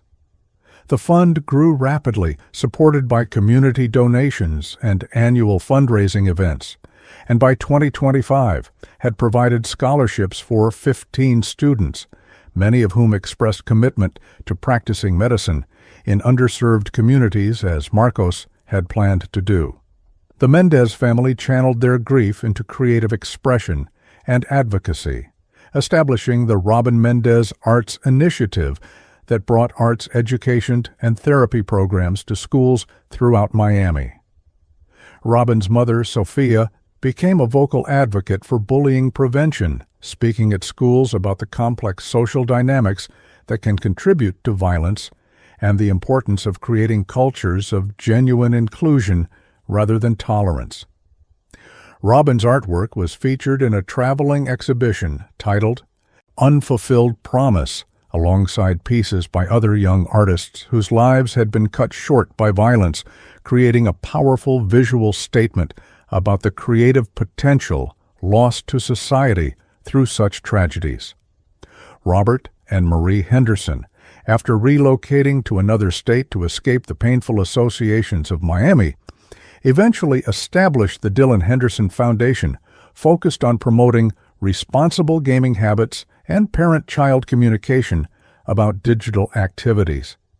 Their approach emphasized neither demonizing video games nor absolving them of any role in the tragedy, but rather encouraging more active parental engagement with children's online lives and better understanding of the social pressures that can develop in competitive gaming environments. The foundation produced educational materials, parent discussion guides, and school curriculum units that were adopted by districts across the country, potentially preventing similar tragedies by improving awareness of warning signs and intervention opportunities. Jack Gilmore's early years in the juvenile correctional system were marked by both challenges and gradual progress, according to limited information available through his attorneys and educational advocates who worked with him. Initially withdrawn and suffering from depression, Jack eventually engaged with intensive therapy addressing his anxiety disorders, trauma response, and emotional regulation. He completed his high school education with honors while incarcerated and began college coursework through a prison education program, focusing on psychology and creative writing. His writings, occasionally shared through juvenile justice reform publications with names removed, revealed a young man grappling profoundly with guilt, seeking to understand his own actions while developing empathy and perspective that had been catastrophically absent on the night of the murders. On the 5th anniversary of the sentencing, the Miami Herald published an in-depth retrospective on the case and its aftermath, including the first public statement from Jack since his sentencing hearing. In a letter provided by his attorneys, Jack, now 19, and preparing for transfer to adult facilities, wrote, "I am not the same person who committed those terrible acts 5 years ago, but I will never escape the reality of what I did or the debt I owe to society and to the families of Marcos, Robin, and Dylan. Every day I work to become someone who deserves eventually to return to society, not because I believe I can ever fully atone for taking 3 lives, but because I believe the best way to honor their memory is to ensure that the person who destroyed their futures becomes someone who contributes positively to others' futures instead." The case's legacy extended to legal education and judicial practice, with the Gilmore trial becoming a case study taught in criminal law and juvenile justice courses at law schools nationwide. The trial transcripts, expertise, testimony, and sentencing considerations provided rich material for examining the intersection of adolescent development science with criminal responsibility standards. Judge Ramirez herself became an advocate for juvenile sentencing reform, publishing a law review article titled "Balancing Justice, sentencing juvenile offenders in adult courts, that drew on her experience with the Gilmore case to argue for more nuanced approaches that acknowledged both public safety concerns and developmental realities of adolescent defendants. 10 years after the murders, as Jack Gilmore reached the midpoint of his minimum sentence before parole eligibility, Miami had changed in countless ways, but the case remained a touchstone in discussions of juvenile justice, mental health services, and the complex intersection of digital and real-world social dynamics among adolescents. The tragedy had no heroes, only victims of different kinds. 3 young lives ended before they truly began, families on both sides irreparably altered, and a 4th teenager whose single night of violence, born from a perfect storm of developmental limitations, psychological vulnerabilities, and social triggers, had defined not only his own life, but created ripples that continued to influence institutions, policies, and countless individual lives connected to the case. Perhaps the most profound legacy of the case was not in the specific programs or policies it inspired, but in a more fundamental shift in how communities throughout Florida and beyond came to view the interrelated responsibilities of parents, schools, mental health providers, and adolescents themselves in preventing similar tragedies. The simplified narratives that had initially dominated public discourse, that Jack was either a calculating monster deserving maximum punishment or a helpless victim of mental illness and circumstance deserving primarily treatment, had gradually given way to a more nuanced understanding that acknowledged both his genuine psychological vulnerabilities and his responsibility for actions that, however contextually influenced, had irreversibly destroyed 3 young lives and forever altered many others. This complex, uncomfortable middle ground, where explanation coexists with but does not negate accountability, remains perhaps the most honest and constructive space from which to address the persistent challenges of adolescent mental health, digital social dynamics, and juvenile justice that the Gilmore case brought so painfully to the forefront of public consciousness.